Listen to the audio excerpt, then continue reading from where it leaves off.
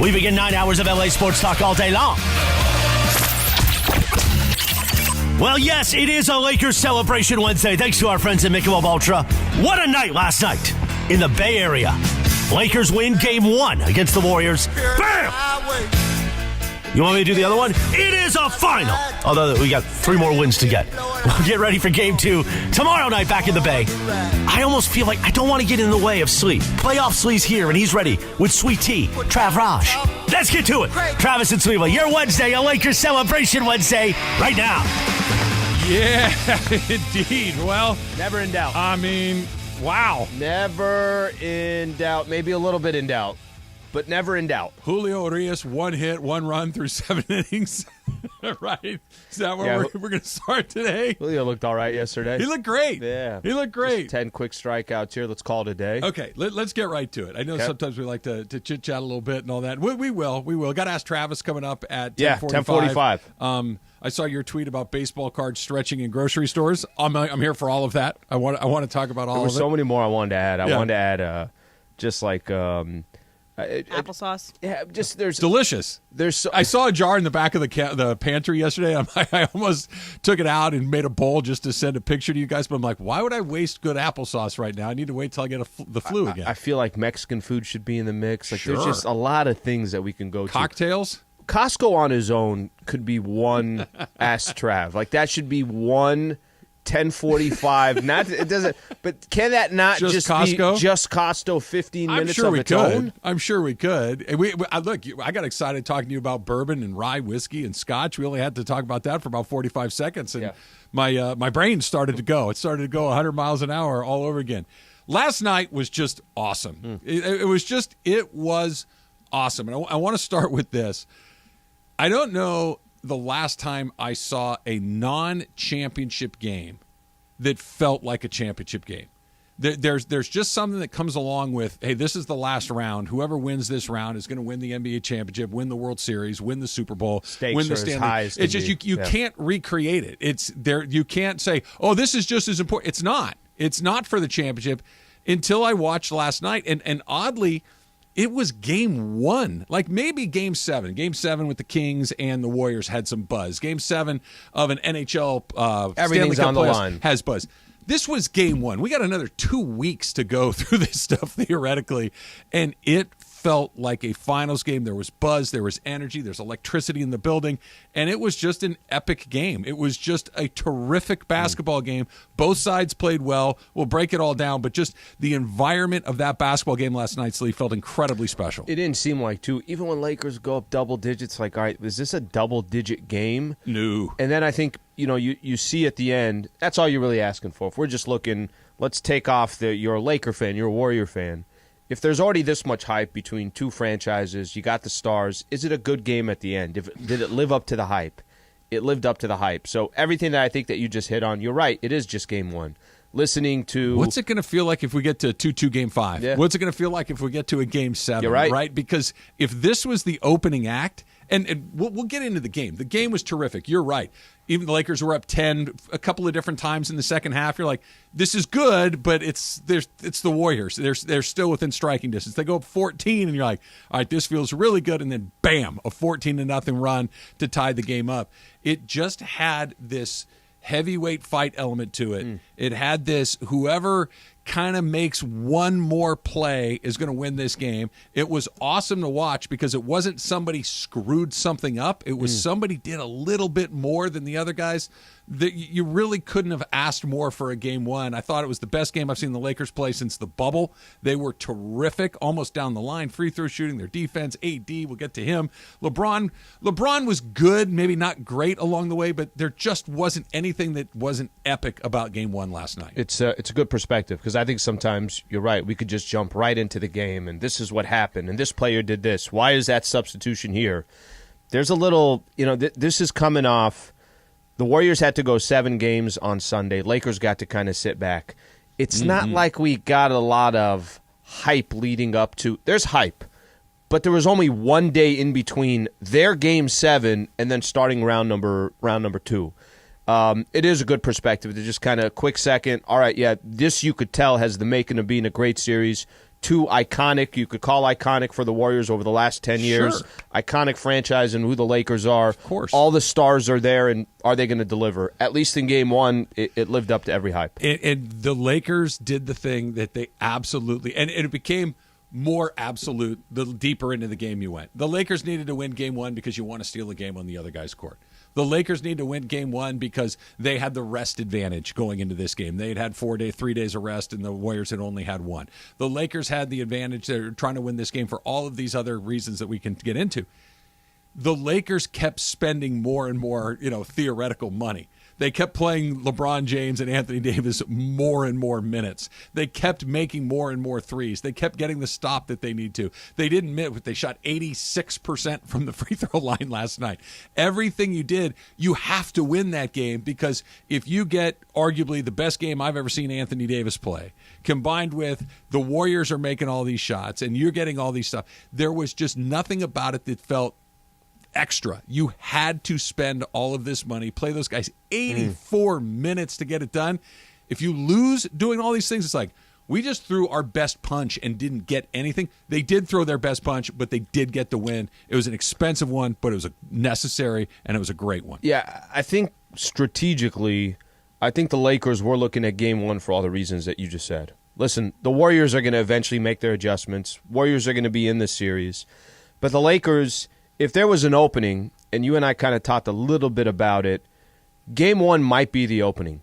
The Warriors literally just got out of a game 7 in Sacramento, feeling as high as they possibly can, but also survival. I remember listening to Steph in the postgame when he drops 50 against the Kings, and he's asked about the matchup against the Lakers, and he kind of just said something to the effect of, I'm just glad we just survived this series and the fact that we get to talk about the Lakers. Give me a second to just soak it in. As in, they hadn't really churned the page fully yet. That is an opportunity for the Lakers. You're taking on a team that is still kind of brushing off the last opponent that they had to go 7 games against. Last night, you're right, AD played 44. Oof. Bron played 40. And even some of these other guys, Reeves gave you 39, Dennis Schroeder gave you 31 minutes, D'Angelo gave you 30-plus minutes. Lakers pretty much picked who they were going to play, and these are the guys they were going to go with. Could you imagine all these stuff's kind of leaning towards the Lakers, plus you have a 10-point lead, plus you have you feel like the momentum's on your side, and then you lost that game yesterday? You're right about cashing in. You probably had to spend a little bit more money than you wanted to spend. You walked away with what you wanted. But ultimately, I wanted this house. There were a couple other bidders as well. I had to pay a little bit extra to go get it. I wanted the house. Yeah. And did I have to pay yeah, I got it, but it's not one of these, I spent all this money traveling and buying a decorator, and then, oh, by the way, I didn't get the house? It wasn't that. I called the electricity company. We have electricity to this home. But by the way, been there. Like you said, we're going to get this. Now somebody came in a little more. You're out. It's like, wait, what? But they don't. So what? They don't care. They were already going in a different direction. They were waiting for you to make the final offer. Yeah, but you have to. When you say this is our final offer, you better mean it. It's true. you better mean it, or somebody else may come in as well. One of the things we talked about yesterday, and I was really curious to see what it was going to look like, and I think we got an incredible. By the way, let me just give everybody a heads up here. Whether you're watching us on YouTube, listening to us on the radio, listening on the app, whatever it is. I'm fine. I feel fine. I have nothing negative to say today. I have nothing. Oh, we got plenty of time. There's a lot. Taylor. They were so good last night. But yeah. So one of the questions that I had going into this game, and it wasn't, it's not going to happen. It's, I don't know what's going to happen. All of their non-LeBron James, Anthony Davis players, this was virtually, all of their first time through this. How's it going to look? How are they going to respond? Tough environment against a pedigreed championship caliber team that has been through it a million times. How will Austin Reeves look? How will Dennis Schroeder look? How will D'Lo? All of these guys. How will Jared Vanderbilt? Sleep, they look good, man. Pretty comfortable to me. they look damn good. There were some, D'Lo's air ball near the end looked like it might have been a little, but generally speaking, pretty darn good. Mm-hmm. They all looked pretty good in a situation that they hadn't been through. I get it. It is game one. It's not an elimination game. That brings a whole nother element to it. But honestly, for their first test in this environment, I thought everybody passed with flying colors. I really couldn't have been more impressed. One thing they did last series, I'm not telling you it's going to be identical, but one thing they did is they took game 1 in Memphis, and Memphis was always playing from behind. Yeah. Could never catch up in the series. I think that's big. Now, Golden State's coming off a series where they were down 0-2, so it's not like, this almost plays out a little bit. Now, granted, they didn't lose those games at home. They lost those games on the road. So Golden State loses, their first game in this. But there is something to, can we set the tone right out the gate in this series? Can we jump out in front? Now they're playing from behind. They did that. And if we were going to have moments where, and it could still very well happen at any point in the rest of the series, hey, D'Angelo looked like he looked uncomfortable in that situation. Hey, Austin Reeves has never been there before. I can't believe he did this or he did that. Or Jared Vanderbilt was getting cooked by Steph Curry the whole time and was lost the entire time. Yeah. None of those happened. Not one of them. Now you could say, all right, if you really, really want to kind of go into the weeds, or you could say Troy Brown Jr. should he be getting minutes? All that. It didn't matter. The guys who played yesterday were effective, and none of them you felt like the moment was too big. And look, we'll still go back to this and spend some more time on it in detail as we get through it. But you know who I thought was excellent last night? Not just good, not just, hey, that wasn't better than I thought, but legitimately excellent last night? Schroeder? Darvin Ham. Oh. Darvin Ham, every time there was hey, you're going to call it, bang, there's the timeout.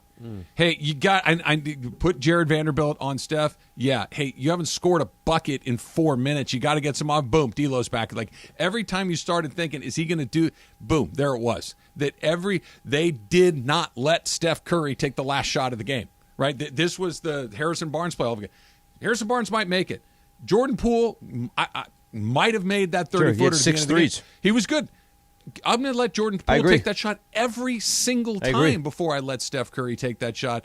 That I thought Darvin Ham, in again, this is new territory for him as a head coach, and he didn't blink. He was terrific last night, too. That just really right on down the line. I thought every Laker that was significantly involved in that game showed up big time. For all those who are going to listen with us for another 3 hours, you got to at some point say something you don't like, because there's plenty of things I don't like. Yeah, but I'm talking about specifically with this game. You're gonna eventually have to find something. Okay. Why? Because now we're talking about people getting uncomfortable. Now I'm uncomfortable unless I hear some stuff that are. Look, I'm sure the euphoria will start to fade at some point. I'm sure that my natural default setting of cynic will resurface.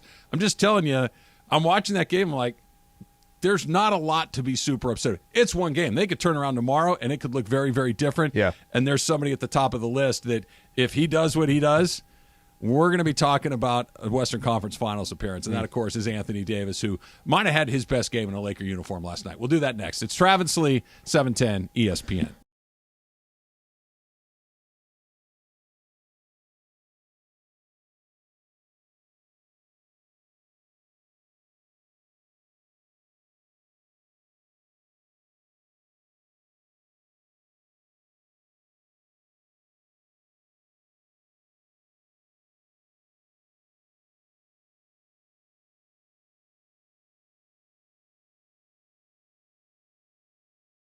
Today, but I want to tell everyone about Cinco de Mayo. What we're doing on Cinco de Mayo. Going to be a party in North Orange County.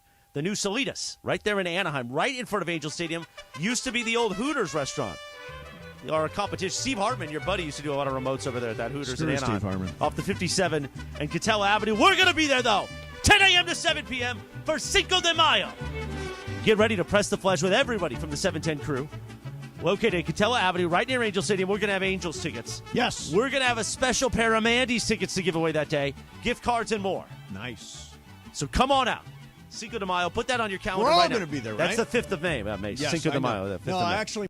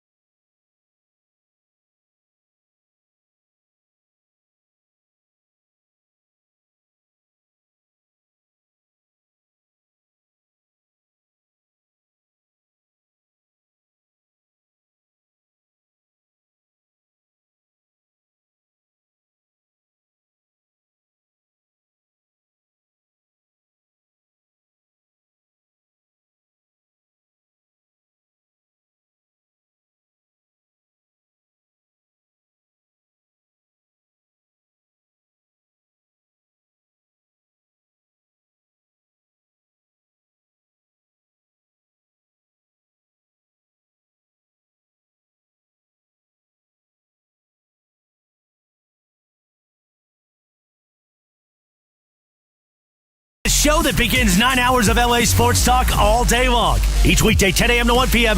This is Travis and Sliwa on 710 ESPN.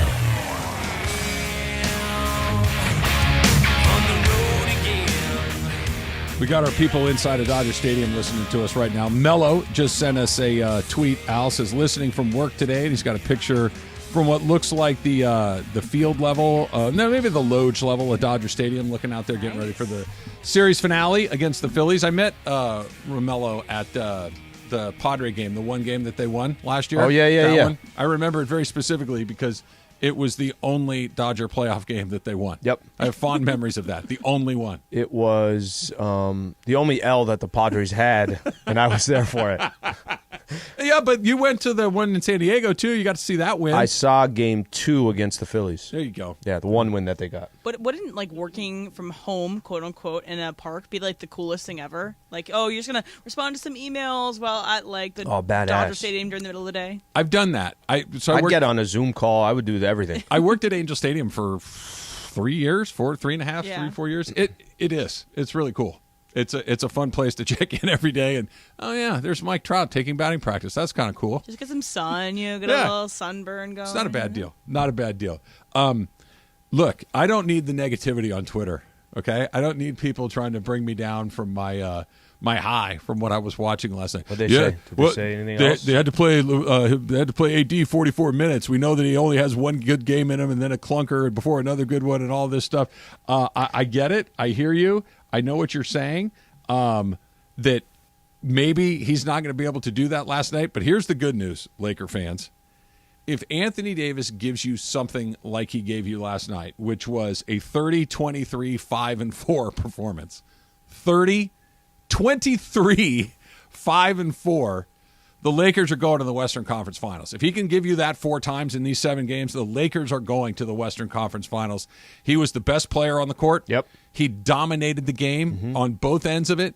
And he was as good as I've ever seen him, and certainly as good as I've seen him in a Laker uniform since the bubble a few years ago. He was in complete control, aggressive, dominant, demanding the basketball, attacking the basket, made his free throws, got to the free throw line. There was nothing about Anthony Davis's performance last night that wasn't absolutely A+. He got 4 block shots yesterday. He has 30 block shots so far in the playoffs. So I think sometimes we're just looking at him offensively, which we will in just a second, but what he's doing on the defensive side, even if he's not blocking your shot, Steph Curry's got to go shoot a shot over Anthony Davis. How about that little floater towards it? When was the last time you saw Steph get that thing sent back his way? And he almost never. And what's kind of funny, the body language of Steph Curry, it's almost like he realized, oh, geez, I can't do anything with this. You know what I mean? That there was, and that's not even talking about what that takes away is Jordan Poole if he wants to go to the basket. They're so good at shooting threes that part of their effectiveness is they're such a threat on the outside that there are a lot of times they could drive the ball in because they're such a threat. Can't really do that with AD. They'll make their adjustments, but I'll stick with AD for a quick second. He started out the game 9 for 10. 9 for 10. And it was those baskets early on. Yes, sometimes this doesn't apply to every player, but I think there are a lot of times you hit your first couple, it's like, oh, no. Yeah, I feel good right now. And then all of a sudden, there's a little bit that just comes off your shoulders. It's like, I'm fine. AD started the game out really well, and I think that set the tone for him the rest of the way, where it wasn't one of those. Set the tone for the team the rest of the way. Right about that. So he definitely had one of those games. And for those who are saying, AD, well, what are you going to go do in game 2? That's okay. I'll say this. It's fair, but you can say that. The only thing, unfortunately for Anthony Davis, he's created a little bit of this. What did we say last series? It was games 1, 3, 5. It was all the odd numbers that he was great, but the even numbers he wasn't as good. I don't know what the answer Golden State's going to have for Anthony Davis. Michael said something I thought that was hilarious yesterday. John says, what are the Warriors going to do in game 2? He said nothing. They can't get taller by Thursday. Yeah, just grow, get some magic beans. It's a great line. And it's kind of, they'll make their adjustments, but he is right about it. Kevon Looney's not, he can't keep up with that. He stays on the floor. That's his game. That's Kevon Looney. So he's not athletic enough to go with Anthony Davis. Draymond's not big enough. Now they'll make maybe they decide next game, we're sending 2-3 guys at you. You're not going to do what you did, and now it's up to all these other players to score. That could happen, but he was brilliant yesterday. I'm glad you brought up Kevon Looney, because this is why I get so frustrated with Anthony Davis, and this is why I would get so frustrated with people that would hit me with when I would come in and say Anthony Davis had another one of those games where he was inactive offensively, where he was not demanding the basketball, where he wasn't getting to the free throw line, where he wasn't asserting himself, where he wasn't attacking the rim. And it's like, well, look, he affects the game on the defensive side. Last night's performance is exactly why that drives me crazy. He's not a defensive specialist. He's not Kevon Looney. He's not just some big body that's down in the paint that grabs a bunch of rebounds and can block a shot. He's that. He's the guy that you saw last night. That's what Laker fans were expecting. That's what he's capable of. That's the player that the Lakers gave up 900 million picks to go get, is a guy that does it on both ends of the court. You saw it last night. This is why I'm hard on this guy. This is why I get as frustrated as easily as I do with this guy, because I know that performance last night should not be oh my gosh, did you see that? It should be, oh my gosh, he did it again. It should be that. That's the difference. With Steph is he did it again. With LeBron is he did it again. With AD it's, hey, did you see that? He finally did it. That's the difference with him. He's so good when he plays like that, when he's aggressive, when he is completely engaged from the opening tip. There is no answer for somebody that does these things. There isn't a get taller. There isn't a send a double or triple, because he can pass, because he does see the floor, because he can step out and shoot a jump shot, because he can play defense. He's that guy, and you saw how different the Lakers looked. Lakers played great kind of up and down the line, but the reason that everyone else was able to do it, he's the center of this whole thing. When he's like that, the Lakers are virtually the best team in basketball. Remember, he was in the conversation, and all he did was work himself out of that conversation. Sure.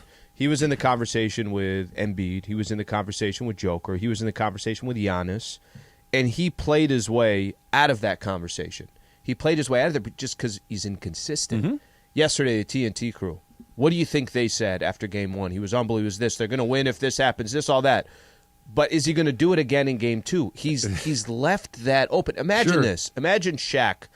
And maybe Shaq's not the best example because he was one of the most dominating big men to ever do it. Imagine if when the Lakers were in a playoff series and it's Kobe and Shaq, that you were saying Shaq had a really good game one. I just don't know what he's going to give in game two. Imagine that. Yeah. Well, then that changes. Then Shaq is not Shaq, right? Like what you said about there are certain players in the NBA. Rudy Gobert is known for, I play defense, I block shots, I grab rebounds. I have zero skills on the offensive end. Right. Somebody had called in, I can't remember, it was this week, last week, Dikembe Mutombo. That was his skill set. His skill set was not to face the basket. AD is supposed to be talked about as what Tim Duncan used to do, what Hakeem used to do. As in, I'm as good, if you think I'm good on the defensive side, come try to guard me on the offensive end. He's a two-way player. It's not, and I really like what I said, so I'm going to say it again. It's not a did you see what he did, it's a did you see what he did it again. There's a huge difference between those two things. Everybody in the NBA can have a night where they go off, right, offensively, like, wow, he made a bunch of shots, he got hot, that he was just feeling it one night. There's only a select group of guys that do it over and over and over again, and it doesn't become unimpressive, it just becomes the expected. Steph's one of those guys. LeBron's one of those guys. Kevin Durant is one of those guys. Giannis, Joker, Luka, right? It's just, hey, did it again. You're right. AD played himself out of that group into, oh my gosh, did you see it? But I'm bullish on the idea that he can kind of start to get back into that conversation. He seems to be healthier. He seems to be more active. He seems to be more aggressive. He seems to be all of the things that you're assertive. Yeah. He just isn't floating around last night. I was so happy to see him play like that because if he does, they're going to win this series. There is, you're talking about with Michael, there is no answer for him playing like that. You can send another guy. Somebody else can be wide open. NBA players are going to make wide open shots a lot of the time. If you try to eliminate him, it frees up LeBron to do more things. If he's that good or playing like that, maybe it's not a night where it's 30, 23, 5, and 4, But if it's a night where he's the best player on the court, the Lakers are going to win this series. Last night was a tight game. Could have gone either way. They're going to win this series if he plays like that. Do you think the game plan, you mentioned when the Lakers traded for him, you think that front office when they traded for him, do you think they thought in their mind, we're going to be 4 years into this project, and we still don't know if LeBron's the best player on the floor or if AD's the best player on the floor? How many times did we talk when that trade happened? Lakers won right out the gate to cash one in. The baton is being passed. It's being passed to Anthony Davis.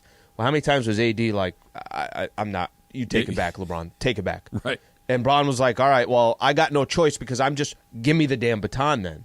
I think that when the Lakers initially made that trade for Anthony Davis, there was no question in everybody's mind in that front office. AD is going to, in 2 years, be the best player on this team. And then LeBron could kind of, all right, now I'm going to, let me change my game a little bit because I don't have to be the most dominating player. Why? Because Father Time will eventually catch up to me.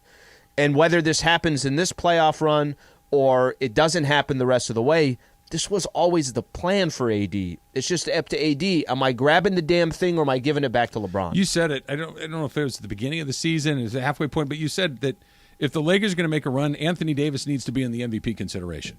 Now, he wasn't in the MVP consideration for the regular season. He sure as hell is in the MVP consideration for postseason MVP, finals MVP if they get that far. This is the master plan. This is the thing that they wanted to have done sooner, and we finally got a really good look at it in a really important game against a very good opponent last night. So that's all the good news. There are a couple of things, not necessarily red flags, Slee, but a couple of things that did break the Lakers' way that might make Game 2 a little bit tougher along the way. We'll do that next. Don't forget, we're also going to be at Cinco de Mayo Friday coming up in 2 days. ESPNLA is taking over Salida Tacos and Margaritas in Anaheim for a Cinco de Mayo fiesta. We're giving away Angels tickets, Mandy Awards tickets, Salida gift cards, and more, starting with our show at 10 a.m. Then Mason and Ireland, Sedano and Cap, and the entire 710 crew at Anaheim's hottest new restaurant, Salida Tacos and Margaritas. You like a margarita, Al.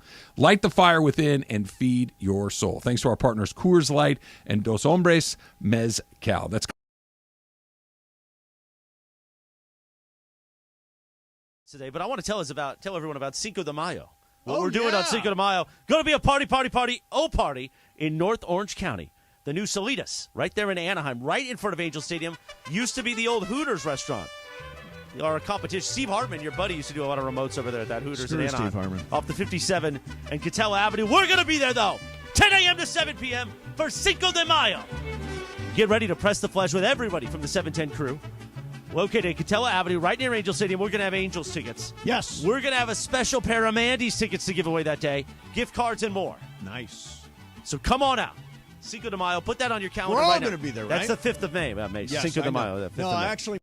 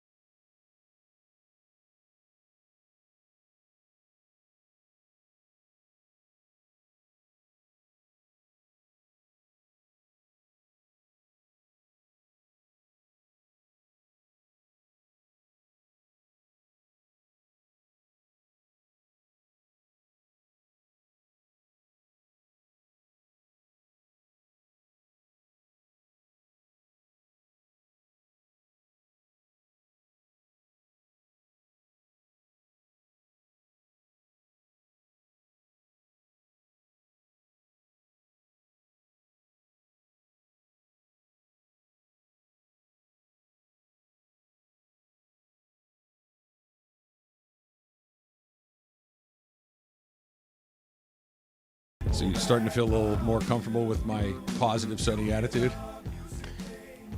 I mean, it's fine. It's just, it's not what you're expecting. It's unsettling. Yeah. Why? Because you're just out of character. It's almost like there's a body double here. I was expecting someone to come in and you're like, oh, well, they did this and they did this wrong. And I was like, I got to send you some AI stuff. needed a party pooper. Yeah, send me. Go back It's to some your global YouTube channel. warming stuff. Hello, lowercase h, no punctuation. Hello. I did read Just that a article link. recently in the New York Times on the godfather of AI, Yeah, how about that? who recently left Google. How about the guy that left the Pentagon that is spilling the beans on the UFO program? Did you read that one? Saw that one as well. Yeah, that's not some guy who lives in a shack in the middle of the woods with a tinfoil hat. That's is that up somebody that there? was working in the. He's like, no, y'all need to know about this. Really? Do we? Did you see the underwater alien base that we have off the coast of Malibu? Did you see that, Emily? I have not seen that I'm one. not going to But see I'm any of these Very things. interested. I don't care. Very interested. Yeah, a couple different people sent it to me this morning. Apparently, there's a formation under the water, right, right off the coast of Sure. Malibu, that is not a natural geological formation. It is very symmetrical. Nature doesn't make things symmetrical, right? They're Right. very uneven and messy, right? Just natural, so to speak. Yep. This thing's not that, and it's right off the coast. What are we Anytime I supposed to do with see this information? anytime I see any of this, just sleep less at night and get nervous. Anytime I see any of this off the water, I'm like, okay, it's either something that we have no idea what it is, or it's Chevron getting more. Eh. Good. Yeah. Like that's like, all right. I mean, I'd like to drive my car as much as the next guy. If Chevron needs to have a secret underwater Pumps everywhere. base or something, it's just But we you can being do so that. positive, Yes. it's like I think we all would have like a little off put if we all were like a little different than our normal everyday selves. Like if I let things go, like if I didn't care as much Yeah. or I wasn't as passionate about things, If think I you guys would remembered be things worried. and was detailed, Yeah, exactly. that would throw everybody If off. Taylor was a chatterbox, like I think we'd all be a little bit off. That, Taylor, of, all of a of sudden- all the scenarios we've laid out, that would be the one that's most like. If- everything all right in if there? we went Everything to going on? break and I'm like, I can't shut this kid up. Taylor won't stop talking. That's What you different. guys do this weekend? You're not going to believe it. So I had the most unbelievable weekend. So the first thing I did was Take a look at these photos. it just starts blowing you up on a Saturday afternoon. Yeah. Hey, down at the beach, thought you guys might like to see some of these pictures. Yeah, that would be weird. Not today, don't worry. No, I didn't think so. We're not worried. Yeah, I think that We're you more never worried know. about Trav. That's where I would think that maybe he like that's a cry for help. Like he's like this is your signaling to the group. Like, hey, Like the bangs. somebody got me, right? Like so if somebody threw me in the back of a van, and if I say come and save me, they're going to take my You know what? phone away. That's jacked up on our part.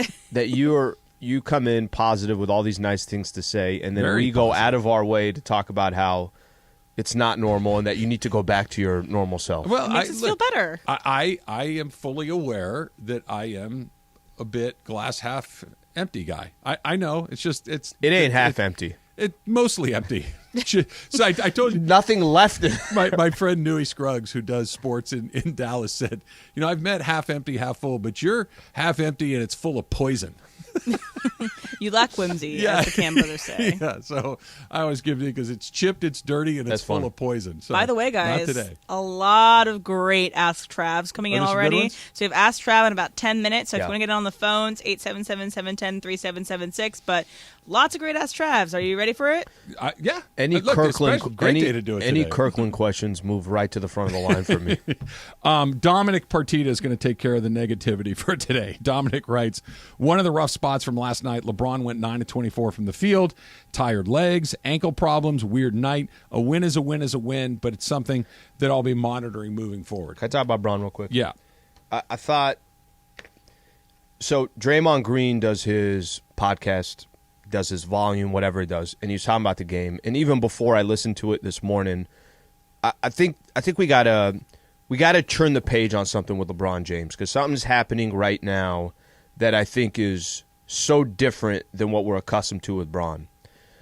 Braun, God bless him, stop taking threes. He's 1 of 8 from the three-point line, and when he takes those threes, it's because he is tired or because, you know what, shot clock's running down, whatever it is. Sometimes, we've seen Braun dribble the ball, kind of He did it ISO. last night. Yep, clock's running down. Final possession, you're right, final Yeah. possession. Tried to kind of go for the kill, took a three. Put that to the side for a quick second. What I notice with Braun right now, his style, he's playing so much more off the ball than he ever has in his career, which, by the way, is a good thing. There's times you want him to have the ball, and there's other times where if he's going to play 40 minutes, Trav, he's pacing himself. You know, there's times you could be on the floor, but still getting a breather when you're doing it. But what's kind of the part that I find where he's most valuable at this point, best I could put it, these guys are playing tough around him. That he's able to, you got to have guys that believe in you. And Bron is, the resume's there, all that stuff, but sometimes it doesn't matter. There's certain players, Russell Westbrook's going to look at Bron differently than Jared Vanderbilt's going to look at him, right? I feel like in these games, and you see how active he is of just, D'Lo, go. This is your time. I can't come in here and give you 35 anymore. And if I do, it's coming out of nowhere. To take 24 shots and score 25 or 20, whatever he scored, obviously it's not an efficient night.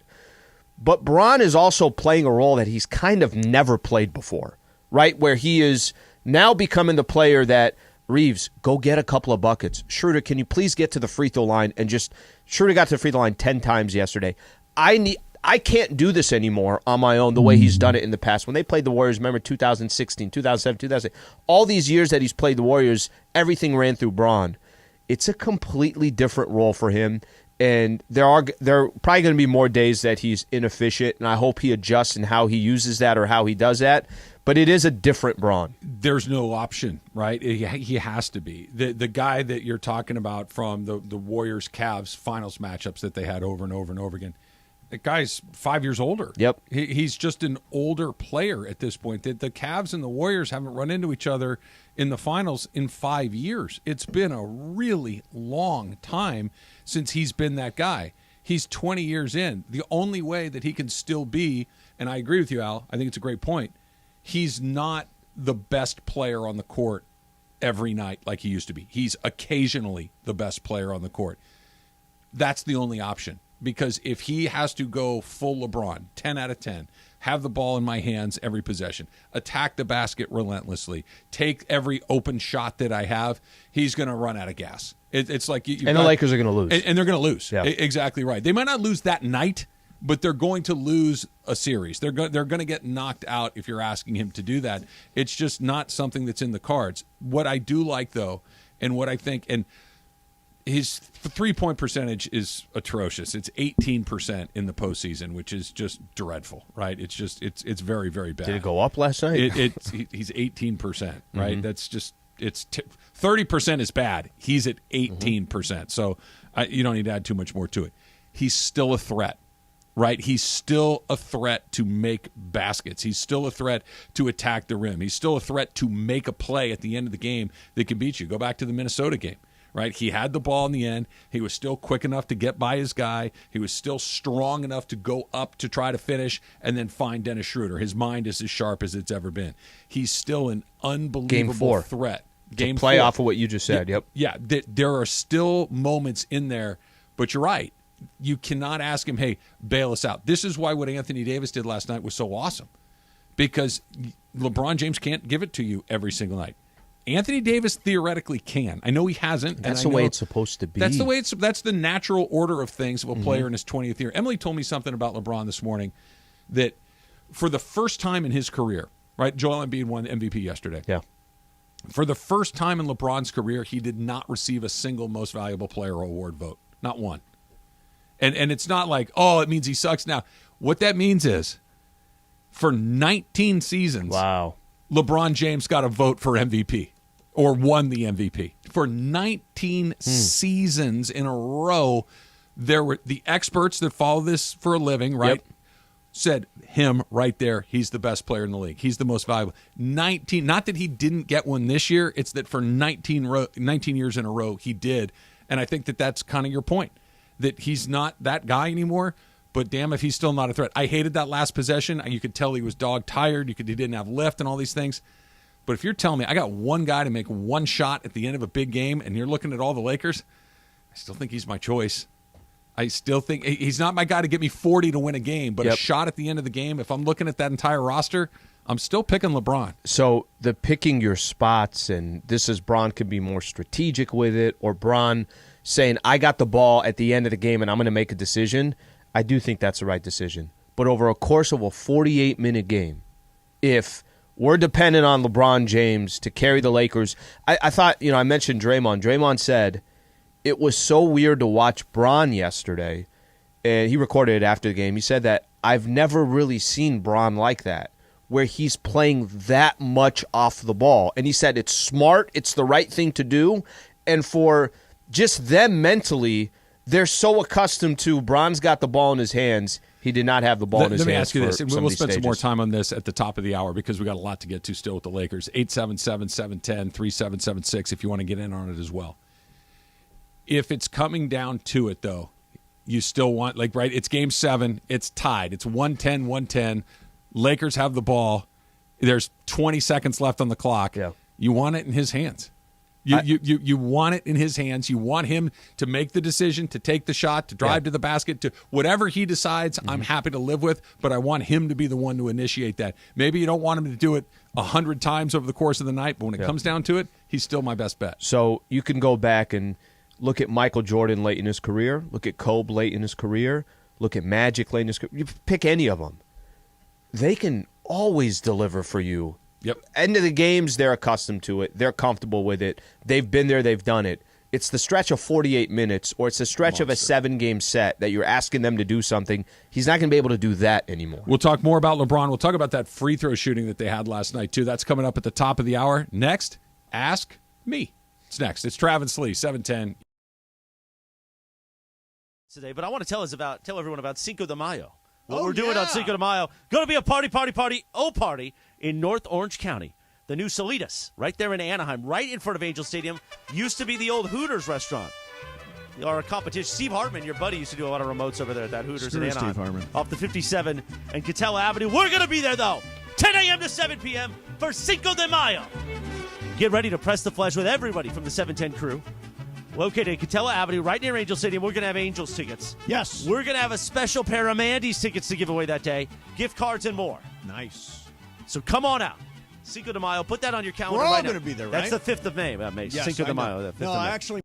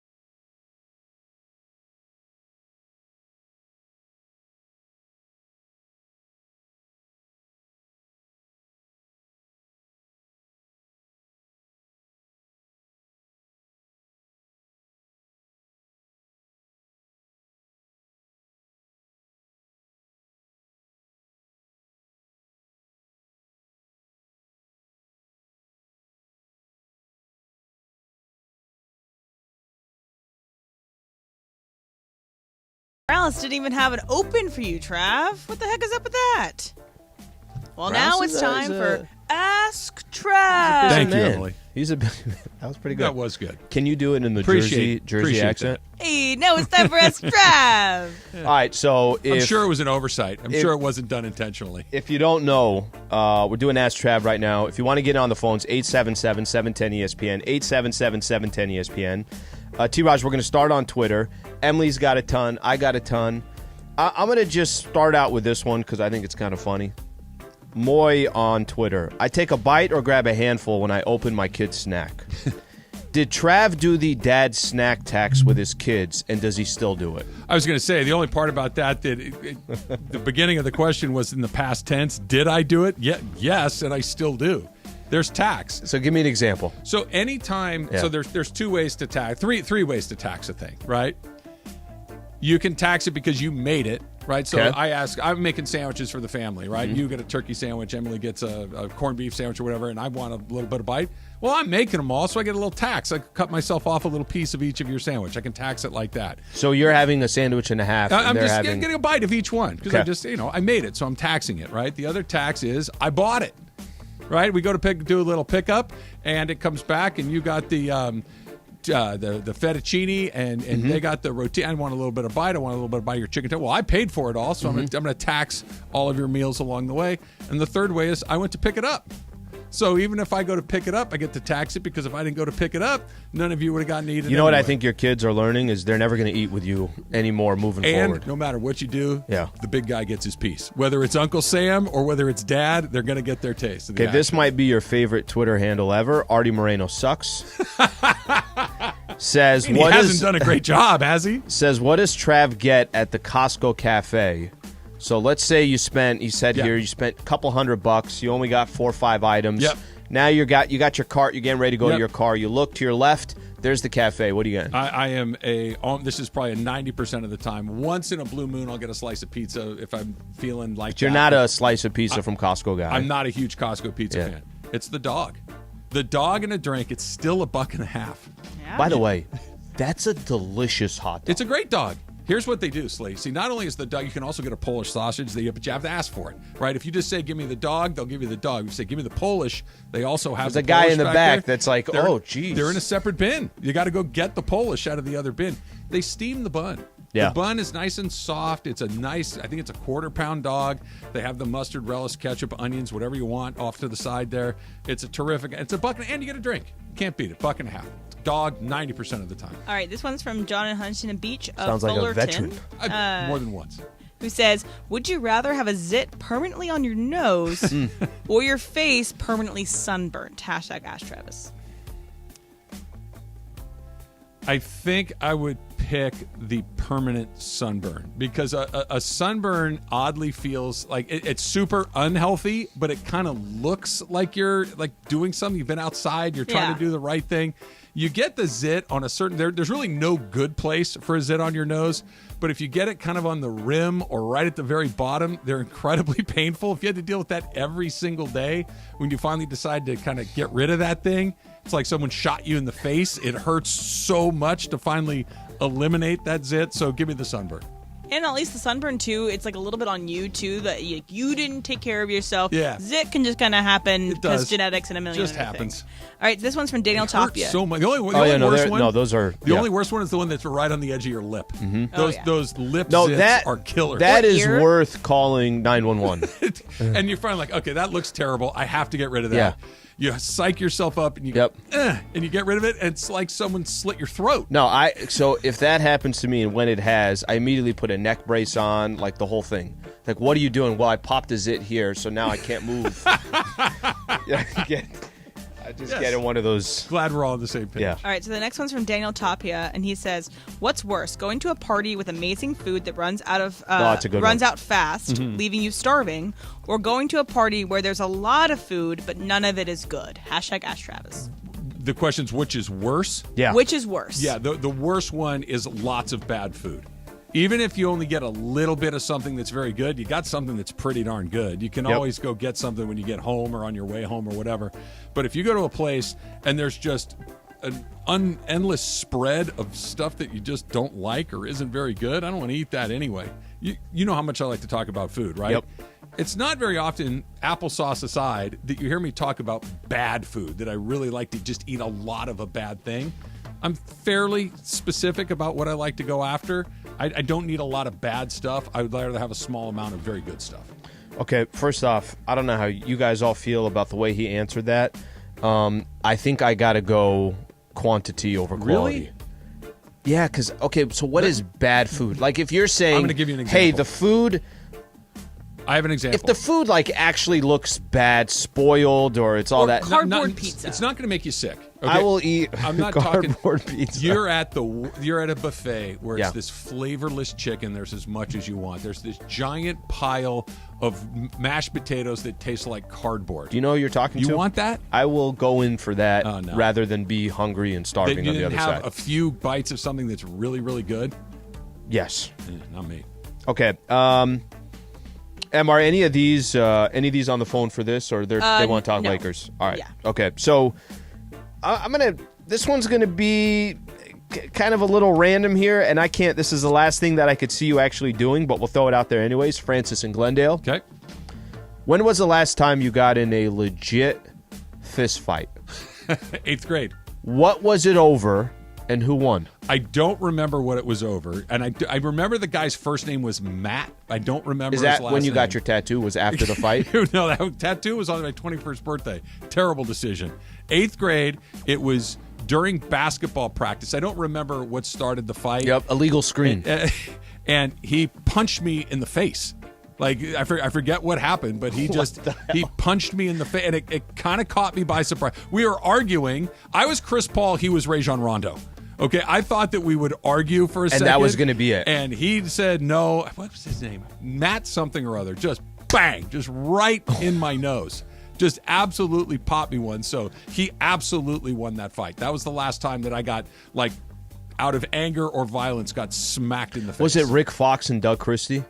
Right, Yeah, where Rick Fox is you think we're not fighting, and then all of a sudden a punch comes out of nowhere. You're like, what the hell was that? I've gotten hit in things where stuff goes down and there's a bunch of people fighting in a small, and you just get kind of dragged into it, and you're just trying to pull people out and whatnot. But where it was just me and one other person, Matt, what the heck? This is going to bother me the rest of the day. Matt something. You've become such a badass since that story that you took a cheap shot and wasn't just a cheap kept shot. going. It wasn't like I wasn't looking. We were standing and looking right at each other. It wasn't a cheap shot. Your reflexes were a little... I just didn't think it had escalated to the we're going to hit each other in the face portion of the argument. All right, so I have one from Emily and Kids Ellie got Live. anger issues. So you're in a situation where you have to get one of these. You can't say no. You can't say all this stuff. You got to get one of these. You either have to get another tattoo that is visible. That, anytime you wear any clothes, it is visible. People will see it. Or you have to get a tongue piercing. Ooh. Which would you choose? And the tattoo can be anything you want. I think there's a right answer here. But it has to be visible, and it can't be the size of a pinprick. It has to be, right. I think I'm picking the tattoo. Quite honestly. I don't think you get it. I would get my family or something. I would do my kids' names or birth dates or something like that. That's at least meaningful. That's not a terrible tattoo like the one I currently have that I can conceal. Yeah, like Will Smith's batting average or something. If you, what about an earring, Trav? Great idea. What if you got would an earring even be closer to at my particular stage of my don't life, do that. Yeah, an earring don't would be do that. Please. It's just one step short of a convertible, right? Like a midlife crisis earring sort of thing. Now, if I was just the guy that wore earrings from the time I was 20, not a big deal. But to get one at 50 would be odd. The 50-year-old with the tongue ring is a very specific sort of guy that I don't want to Please don't do that as well. Yeah, get the tattoo. All right, final one here. Mailman Rob. Costco sushi or Albertsons sushi? Also, what was the craziest Costco checkout total? So the first one is which of the sushis I prefer? Costco or Albertsons? Albertsons. I see the guy making it at Albertsons. He's standing there behind the counter. I see him making it. It's fresh. Damn, do you get more at Costco? Yeah, but Slee, I could have been there for a week. I don't know how long it's been there. So I'm going to do Albertsons sushi. And look, when you have a party, when you're going Christmas shopping, when you're doing all these things, that you can get into the fourth digit at Costco pretty easily without working too hard. God forbid you buy a patio set or something like that. You can be over 4 digits, not over 4 digits, but into 4 digits very, very easily. Wasn't bad right there. Our people delivered as always. I got stories. All right, Ashley is brought to you by Harris Resort SoCal. Get in a funner state of mind with a grown-up getaway to Harris Resort SoCal. From dining to unwinding, you'll find fun around every corner. Just go to the website. 2 hours away from downtown LA. Learn more at harrissocal.com. All right, so 44 minutes for AD, 40 minutes for LeBron. Do they have to, speaking of dad tax, do they have to play the minutes tax coming up in Game 2? That's coming up next. It's Travis Lee, 710.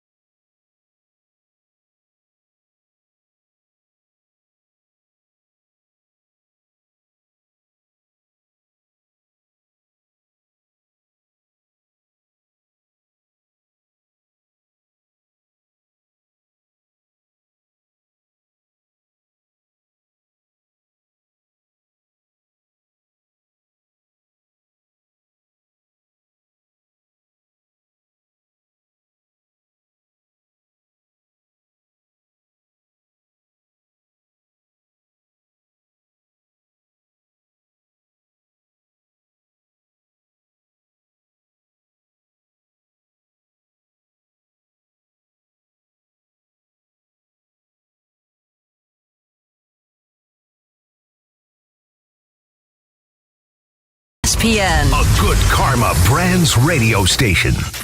It's Travis Rogers, Alan Sliwa. Because I'm tall and because I am a man of a certain carriage. This is an alpha move. This is an alpha move right here. Most back seats don't work for me. Travis and Sliwa. On 710 ESPN. You know, I like to give you a little bonus, Ask Lee, on the backside. How about a little bonus for me? The CEO, it says, at a party, a taco guy or an In-N-Out truck? Can I guess for you? Well, I'm curious what yours is. I'm truly torn in this situation. This one actually is easier for me. Is it? I go taco guy. Why? Variety. I think going to In-N-Out itself for me that's perfect. I get that experience. I know exactly what I'm going to get. It's kind of part of the experience, I guess you can say. Eating in my car, like there's a certain In-N-Out way that, and of course, if In-N-Out's there, I'm going to eat it. But I think the taco truck, I think I love that experience. Anytime you're at a party and there's a taco guy there, just having that, I'm going to lean more towards there. Have you been to a party with the In-N-Out truck? Like not like a corporate thing where I was there's going hundreds to say of a people. work function, Yeah, not where at there's a party. I don't know, 50 people, 100 people, as opposed to there's a few hundred people. It's kind of a game changer. You can get through that line really fast, and you can really kind of do some damage before it gets to the point where, like, okay, I can't eat another bite. You know that I like to have a sharp one side or the other on this thing. I'm terribly torn. I think it's 51-49 taco guy, but it's close. How often? How recently have I gone to In-N-Out? I guess is the answer to the question before I decide. If I just had In-N-Out, then taco guy. But if it's been a while, I'll double up on some double doubles. What if they're both there? What percentage of the line do you think is going to get? I think you might get more people at In-N-Out. Maybe. I think it's even. I think it's even. We're splitting it right down the middle. I think if for a large group of people, also in California, where there probably is a good amount of vegan or vegetarian people there, I think a taco truck is better because you have more vegan, vegetarian options, one, and the variety of it. So you can get many different things. When you get an In-N-Out truck, you essentially just have the burger, the fries, and that's kind of it. And obviously, while they're fantastic and really yummy, it gives more variety on the taco side. So I would go taco over In-N-Out, Good but case. they're obviously both great options. Everything but the vegan, vegetarian options, because you got to serve it to people. You're not wrong, Emily, but this is my party, and if True. you're a vegan or a vegetarian, good for you. You can have the bun or whatever. You know what I mean? If you're a vegan, Al, and you invite me over, I will eat your food. If you're coming to my party, I'm going to need you to eat this or not eat. I can't serve everybody. Are you still at every party. gluten free? Not today. Not today. I had a barbecue over the weekend with my kickball team, and of the 12 of the girls in the team, I want to say 10 are vegan. And so they were like, "Oh, do we need real meat patties?" Yes. And I was like, I mean, if I'm going to be the only one that's the meat eater, like, Did you speak up? I just said I'll just have the Impossible Burger. I don't want to be too Those big of aren't a so bad. thing. Yeah, exactly. It's fine, but I would have rather had the real meat. Speaking of eating, meet us in the OC. Cinco de Mayo coming up on Friday. ESPNLA is taking over Salida Tacos and Margaritas in Anaheim. It's right behind the Big A. That is Cinco de Mayo Fiesta coming up in just a couple of days. We're giving away Angels tickets, Mandy Awards tickets, Salida gift cards, and more starting at 10 a.m. Join me and Slee, Mason and Ireland, Sedano and Cap, and the entire 710 crew at Anaheim's hottest new restaurant, Salida Tacos and Margaritas. Light the fire within and feed your soul. Thanks again to our partners Coors Light and Dos Hombres Mezcal. And we both got our orders in, so we got it covered right there. Let's try a quick phone call here. Let's go to downtown and Manny. Manny, you're on with Trav and Slee. What's going on, Manny? Yo, what's going on, guys? I just wanted to talk about Schroeder. All right. Do it. What do you have to say about Schroeder? His free throws, first of all, 9 for 10 from the line. That was super clutch in a very, very chaotic atmosphere with the Warriors fans. And turnovers were great, too, last night. Lakers kept it under double digits. So you keep that up and you play perfect against a team that's nearly perfect every game. They have a shot. Appreciate you calling in. So a couple things here. Real quick on the free throw discrepancy. Heard some people yesterday post-game saying, just reading some stuff off Twitter, and how come the Lakers shot 29 free throws? Did they not watch the game? And Golden State shot 6. Right. You know how many threes the Warriors took? Exactly. They took 53 threes. Yeah. I'll say this, too. The game got close at the end. There was a chance Lakers were going to lose that game. They won the game. They deserved to win yesterday's game. Yes. If Golden State won it at the end, they would have stole the game. There was no. I heard some people saying Lakers steal game 1. They didn't steal game 1. They won game 1. Yeah, that and I maybe this is just the details are not that important, but Warriors, if they would have found a way when they go on that 14-0 run and they ended up winning the game, I thought they would have stole the game. If you look at how the Lakers won the game, I don't know if the game plan for the Golden State Warriors is to shoot 53 threes, and maybe it is. Maybe that's what they're. I know they hit the most threes that they hit in the first half. I think they had 13 of them. But the fact that a team shot 40% from 3, had 15 more threes than the Lakers, and the Lakers still won that game, I'll take my chances with the Lakers getting to the free throw line. I'll take my chances with the Lakers doing a lot of their damage inside the paint. Even the threes that the Warriors were hitting, a lot of them contested. This is what the Warriors do, and give them credit. When Steph's taking, handing the ball off to Draymond, running back behind the three-point line, and taking a fadeaway 3, there's nothing you can do if that player hits that shot. So I thought what the Lakers did, I think, more sustainable than what the Warriors did yesterday. If the Warriors are going to still shoot 50-plus threes, that's fine. But if you only get to the free throw line 5 or 6 times, if you're not scoring anything in the paint, that seems like a danger. And I don't think the Warriors are going to keep doing that. But I thought the Lakers, that was a more complete game. They deserved it. I thought they both played well. That's why the game was so exciting. I couldn't agree more with the idea of the Lakers. The Lakers did not steal it. They went in there and beat a really good team by playing incredibly well. Anthony Davis playing for 45 had minutes. a great game. Yeah. They made, what is it? What's the final number? 25 of 29 free throw attempts, right? That's 86%. That's an incredible performance. They got stops when they had to have them. They did not let Steph Curry take the final shot of the game. They played really well. It wasn't that they caught a bunch of breaks. It wasn't that somebody got in foul trouble. They just beat a good team. So give them credit for that. I think if you're looking at this through the eyes of a Warriors fan, if you're looking at this for how do you beat the Lakers, it's Well, number one, Anthony Davis giving you an A+ like that, I don't know if he can do it 4 times. That's one. And he might need to beat you. And I do want to go to the free. Not that the discrepancy isn't obvious. For one team plays in the paint, the other team shoots threes, they're going to get more free throw attempts, obviously. They shot 86%, right? So you make 25 of 29 free throw attempts. That's a huge night. The Lakers are not an 86% free throw shooting team. Yeah. You miss just a couple of those, and it's a very different game. So there's the margins in this series are so narrow. Steph was great in the fourth quarter. For the first 3 quarters, he was okay. And Clay was pretty good last night, but it wasn't a classic Clay heater game where he's making everything he looks at. The Warriors were good. The Lakers were just better. The Warriors can play a little better, and I think that if you're talking about who's more likely to come down a little bit, I think the Lakers are going to come down a little bit more than the Warriors. Yeah, and I think that's safe to say. I think the minutes, of course. I just look at it more from stylistically. You're right, Lakers. To get to the caller mentioned Dennis Schroeder. Schroeder has such a good. He's a vet. He's been in the league for a long time. He knows how to draw a foul. Yep. And that might be the difference of him. They're in bonus. Lakers can get to the free throw line and get an easy bucket. They need 2 easy free throws. Dennis Schroeder's really good at that. They scored 48 points between Dennis Schroeder, D'Angelo Russell, and Austin Reeves.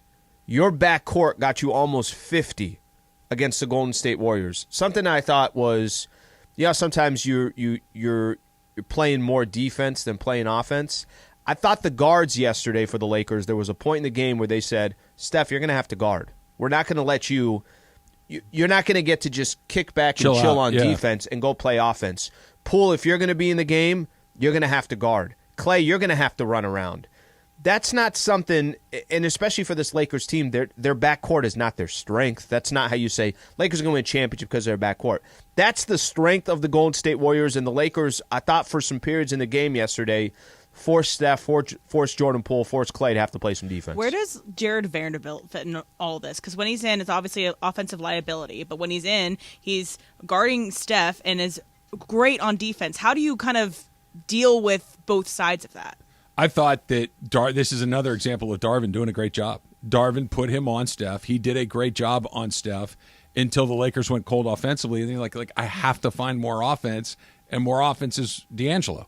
D'Angelo Russell is a better offensive player than Jared Vanderbilt, and you're going to sacrifice the defense. D'Angelo's not going to stay in front of Steph like that. Mm-hmm. No one's going to shut Steph down. You saw what happened when he got going, but you can't have everything all the time. He shot 10 of 24. Right. Every NBA team would say, yeah, that's a good day if Clay shoots 10 of 24. 100%. So it's one of those things that I thought Darvin nailed. Okay, I got to go now. He didn't wait too long. He didn't do it too quickly. And maybe it's just the result of it all, but I thought he did a great job with the Vanderbilt decision, with who was on the floor at which particular point in the game. It felt like he had a very good grasp of when to take guys in and when to leave them or take them out. That run that they went on, Vando was on the bench for most of that run. Yep. And I think there will be some adjustments where you're right. Do I take away some of my offense for defense, and how what that balancing act is? I'd rather have Vando in moments like that than not in. And to answer your question, M, he had, and plus minus doesn't say everything, but he had the highest plus minus of anybody that played yesterday. That at least tells you when he's on the floor that there's enough on the defensive side. There's enough. Steph trying to get through a 6'8" athletic wing, long, lanky, that can run up and down, picks you up full court. It's funny, once they made the trade deadline, you saw Vando has been on Luka, Vando's been on Ja Morant, Vando's been on Steph Curry. Vando's been on players that are not typically a guy that size would guard a point guard. Let's try a phone call here. Let's go to Oxnard and Sean. Sean, you're on with Trav and Slee. What's up, Sean? Hey, what's up, guys? Thanks for having me. Hey, Slee, sorry, bud. Hey, man, you got to take a small plate of some quality food and then drink your calories at that wedding, buddy. Just trying to get full. I was just really calling to say, I think right now, Austin Reeves has the dopest drop or intro, whatever you call it, on the radio. You got John Ireland calling it, shot of a lifetime. He's running down, I am him, and then Snoop coming in behind it. It is the coolest thing to hear in the world. He is so stoked. That's Mario Ruiz right there making that happen. I think he is going to give us one of his big magic games in this series. Lakers in 6, go Lakers. Austin Reeves, that's the dopest intro. Keep it up, boys. Thanks, Sean. Reeves was good last night. But if you just get what you got from him last night, perfect. Perfect. He does. If you get one of those games where he gives you 25, you'll take it for sure. The Lakers' recipe for winning the series was, you got it last night. That was the chef's kiss recipe, right? A transcendent Anthony Davis and everyone else follows playing really well. Yeah. Right? And maybe LeBron, like if you just look at LeBron's numbers, right? LeBron was 9 of 24, not good. 1 of 8 from behind the three-point line, quite bad. He made his free throws 3 out of 4, but he didn't turn the ball over. 11 rebounds, 3 blocks, 4 assists. He can stumble into a yes. What any other player, you'd look at that, and I know he was inefficient. He was inefficient. So was Clay. So was Steph Curry. Some other guys were inefficient as well. That the recipe is play defense, make your free throws, be bigger than they are, and be a little bit better at the end of the game. Nobody's blowing anybody out in this series. These games are going to come down to a razor's edge in this whole thing. Let's talk about that minutes. Let's talk about how many Anthony Davis played. We've talked a little bit about LeBron and whether or not that fatigue factor catches up to the Lakers in Game 2. It's coming up next. It's Trav and Slee, 710 ESPN.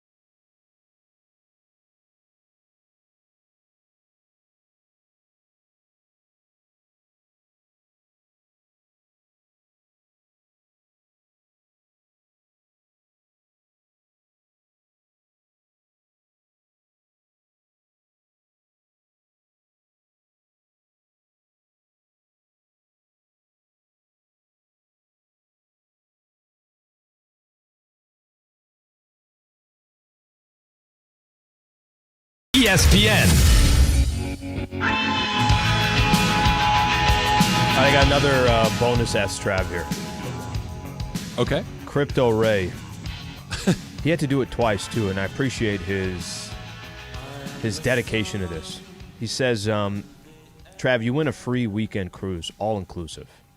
All the food, drinks you can consume. Only thing is, you have to go with Morales. And it's a cruise. And it's labeled a bear cruise. Listen, all right, I know the cruise part. We've talked about this. You and I are not fans of cruises. No. But everything's, it's a beautiful cruise. There's a lot of food, a lot of drinks. Okay. It's called Bear Cruise, and it's you and Morales. You going? Yeah, I think I am going because I think, look. Is Chris going? Yeah, Chris may not go. Chris may choose to not spend time with me. That's a distinct possibility. But yeah, I don't have to participate in the bear portion of the cruise as long as we just if that's happening on the cruise, I don't really care, right? That's something that I can, I'll go to the bar, I'll go to the buffet, I'll look at the northern lights. We're going to Alaska in this particular fake cruise, right? We're going to go look at some glaciers. Yeah. We're going to go check this thing out. But yeah, I would do it. Why not? Bear night's a fun night. It'll be a lot of food. Yeah. It'll be a good time. Yeah. They didn't talk about, I'm going to add how long the cruise is. It's for 3 months. It's a 90-day. This is a weekend cruise. We're flying to Anchorage. We're getting on the boat. We're going to go look at the northern lights. We're going to go look at the glacier, and then we're going to come back and fly back to LA. World cruise, 90 days. Look, 2 days on a boat is more than enough. Yeah, it's enough. More than enough. That's definitely going to do it. Would you go? No, I don't want to do the cruise at all. I want nothing to do with the cruise. Except Disney Cruise Line, which I am a big fan of. Of course. Visit Disney.com for details. The fact that the first thing everybody mentions, the people that love cruises, right? Yeah. They're cruise people, 100%. It's always about the food. And I love food, but this is kind of what we were talking about in the Ask Trav. It's like, I get it, and it's probably fine, but I don't necessarily just need endless amounts. I want very specific things on the way. Do you ever go to some of these hotels, resorts, especially out in Mexico? They'll do basically it includes food, right? So they got 3 restaurants on the property. You could go at any time. You could eat as much food as you want. I don't know if that's a good thing. Because then I end up I eat one dinner, and I'm like, well, let's go try the other restaurant. We just ate. Yeah, I know. We did barbecue, but now there's Italian over there. There's sushi in the next spot. I paid already. I mean, let's get in on it. It's the Hobbit lifestyle. We have first and second lunch and multiple dinners. It's great. It's like Kevin Malone and Pam Beasley. Exactly. Right? All right. So we talked about this with the Warriors and the Kings. When the Warriors basically left Harrison Barnes open, and they said, De'Aaron Fox, you don't get the end of the shot. Mm-hmm. You don't get to take the game-ending shot. Barnes missed. I thought that the Lakers did a really good job last night on that final possession of anybody but Steph, right? Anybody but Steph and probably anybody but Clay. Jordan Poole had a really good night last night. He was hot. He had 6 threes. It was a deep shot. It was probably at least 30 feet, right?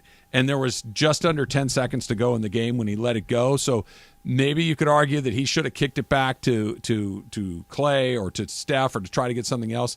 He was open. He was having a pretty good night, and he missed. And I think this is what this series is going to turn on. I know people go, oh, well, how could he take that shot? He was open. It was a good look. He was hot, and the Lakers weren't going to let Steph Curry take that shot.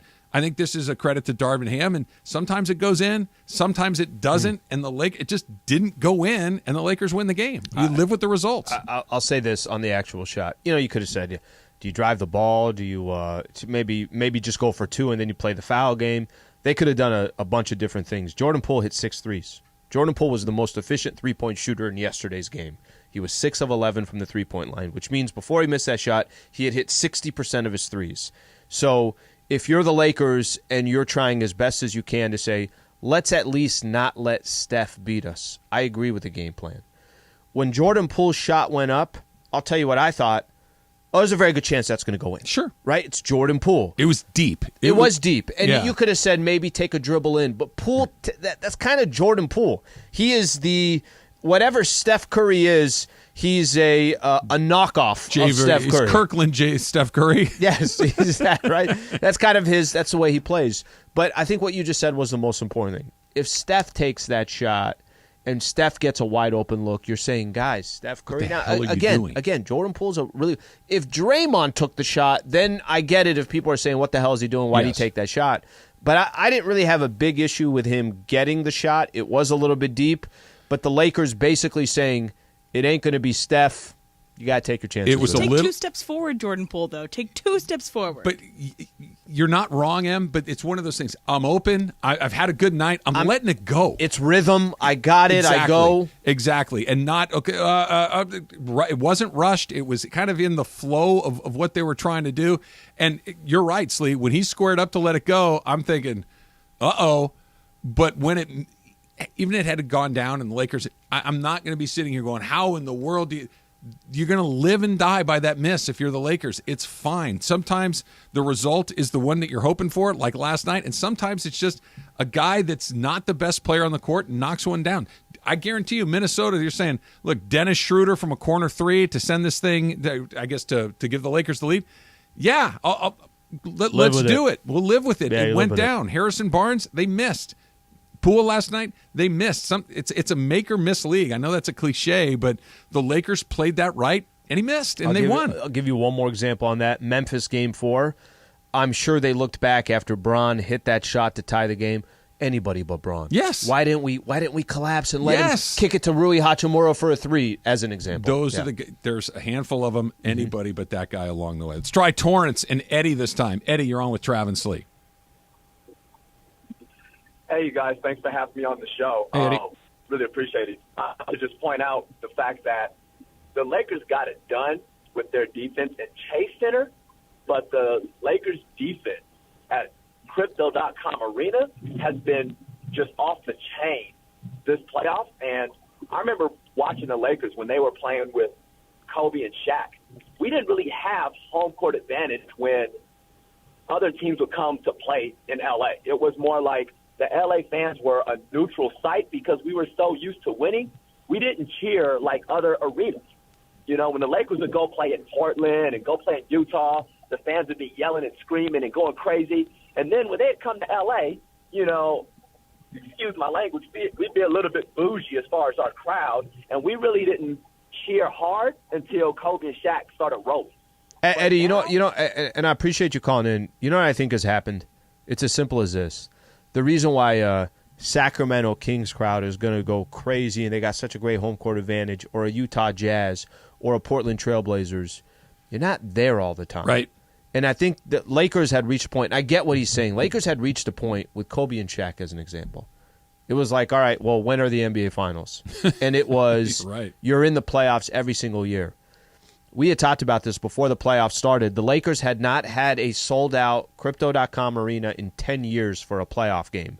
So I think there's a little bit of that's coming into play. This is just life as a Laker fan, as a Laker player. There are separate categories that the Lakers are not going to have the hype crowd in the same way that Oklahoma City will have a hype crowd, or Sacramento. A, it's Los Angeles, and B, it's what you said, that this is a place where we're playing for titles all the time, even if they're not. You know what I mean? It's been a while, too. I think maybe that's why it's been a little bit. And it has, but it's just this. We're not here to get out of the first round. We're here to win the NBA championship, and we'll get excited appropriately along the way. The Warriors aren't the Lakers, but for the last 10 years, it's kind of been the same thing, right? That look, this is an important game for us, but we're not going to get too hyped. We're not going to be too crazy. And I'm not just talking about the fans. I think that it does trickle down to the players themselves. They know that this is a step in the journey. This is not the destination. Neither one of these teams opened up their season saying, hey, I hope we get to the second round of the playoffs. Yeah. Both of these teams opened up their season saying, we need to win an NBA championship or it's going to be a disappointment. They both know what's coming after this, and then maybe for one of them after that. The fact of the matter is, it still felt really championship-y last night. For a second-round game, game one of a second-round game, it was a really weird dynamic, but pretty awesome. It's funny. It was really fun. When I think of home court advantage or home field or something like that, we talked about game one of the playoffs, Dodgers and the Padres. We were talking about it a little bit earlier, right? Yeah. Julio got that start. Yeah. That game one, to me, did not feel like this crazy playoff vibe. Why? Because the Dodgers are there it's just game one of the first round, where when they went back to San Diego, it's like, what the hell? Like, they have not been in a situation. Great. One squad has been there, done it. The other squad this is not what we usually do. The fandom's going to be a little bit different. Let's try another phone call here. Let's go to Jack. Well, we should put this at the front of the line, Emily. Jack at UCSB. Go Gauchos. What's up, Jack? Hey, Trav. This is Jack, the old academic advisor at GCSB. Jack Rivas, my man. Yes, yeah. How are you? I'm doing great. Awesome. I wanted to respond to your happiness and your upness. Yes. And saying nothing negative. It's really throwing us off, Jack. I got to be honest. I'm getting angry because of it. Jack? Go ahead, Jack. Oh, no. Did we lose him? I'll try to get him back on the line. Try call Jack back. I screwed that one up. I need to figure out if I can tell Jack, the reason I'm a college graduate is because of Jack Rivas, and that is hand to God true. Okay? That there was a moment where it could have gone either way. And Jack got me on track. All right, Jay, we got you back, Jack? Back. Okay. What's going on?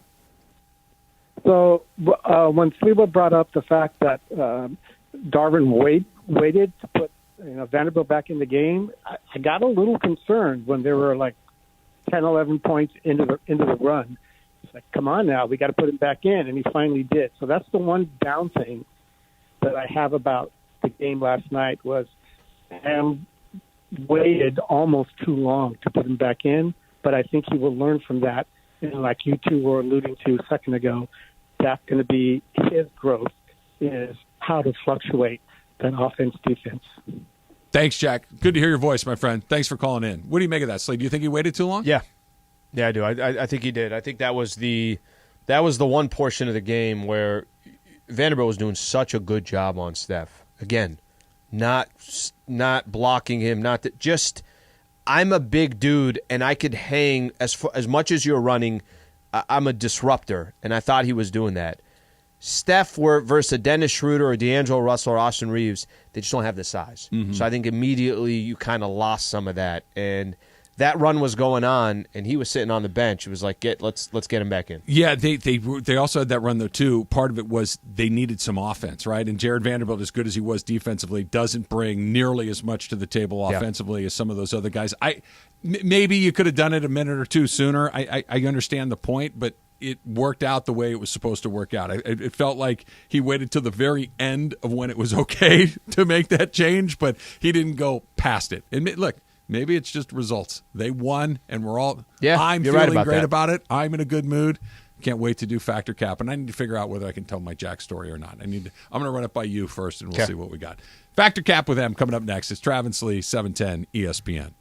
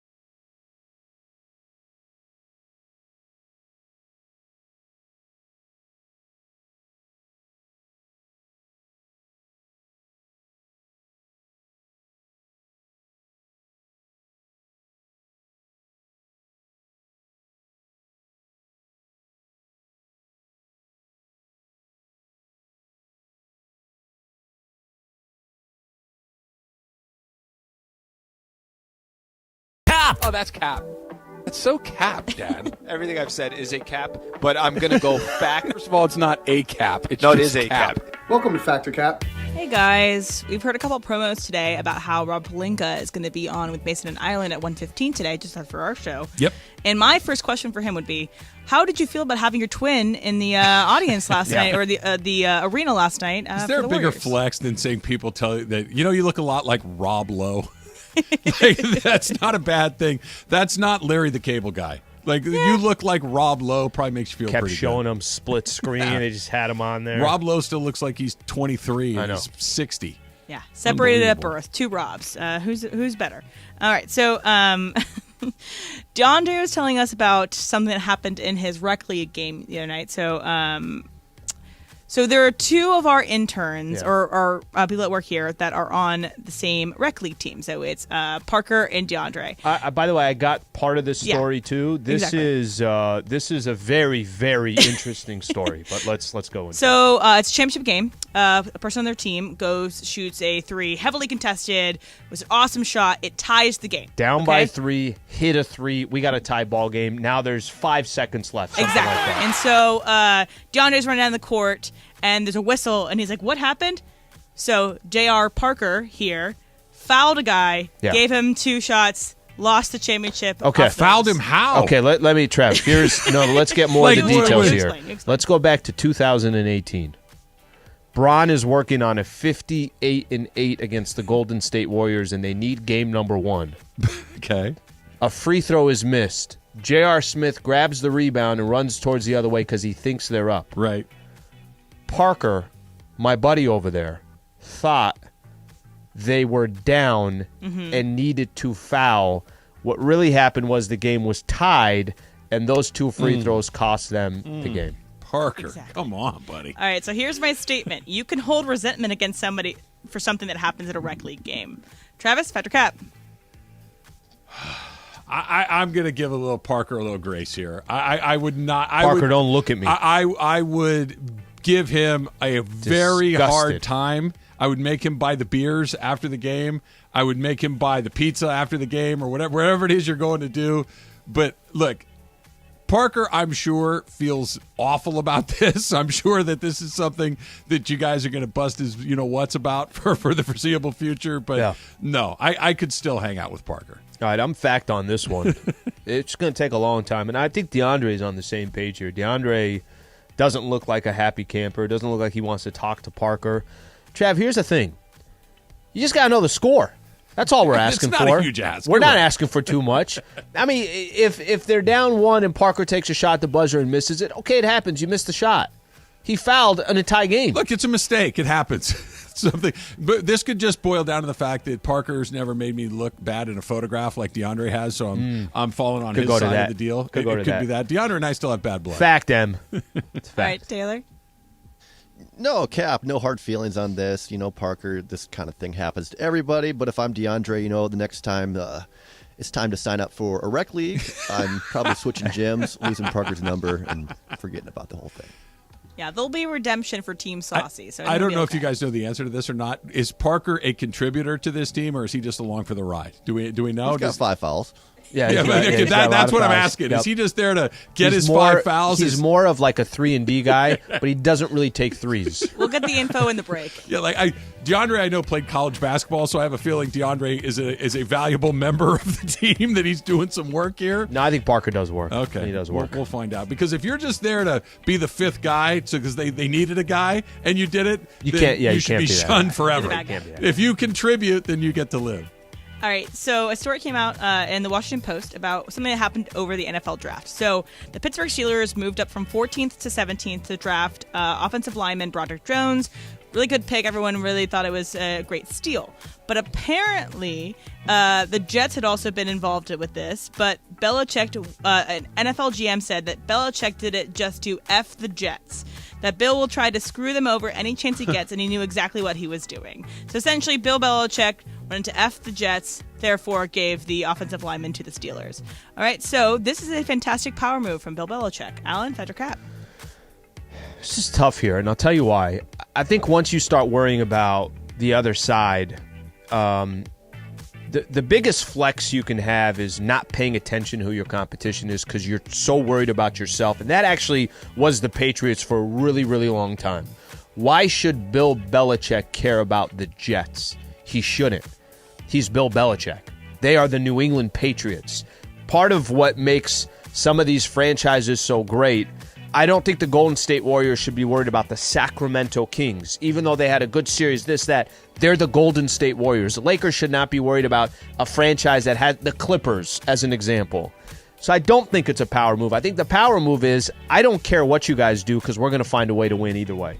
Trev? So what you just described is one of my favorite John Woodenisms, right? The John Wooden had this line, and this is mostly right. It's, I'm not going to worry about what they're doing. They should be worried about what I'm doing, right? Which is what you're describing. Yeah.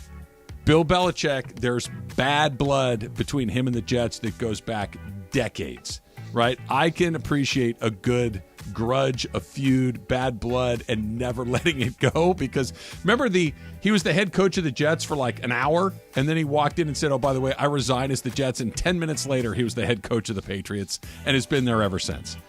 There's something that he knows about the Jets that maybe we do not.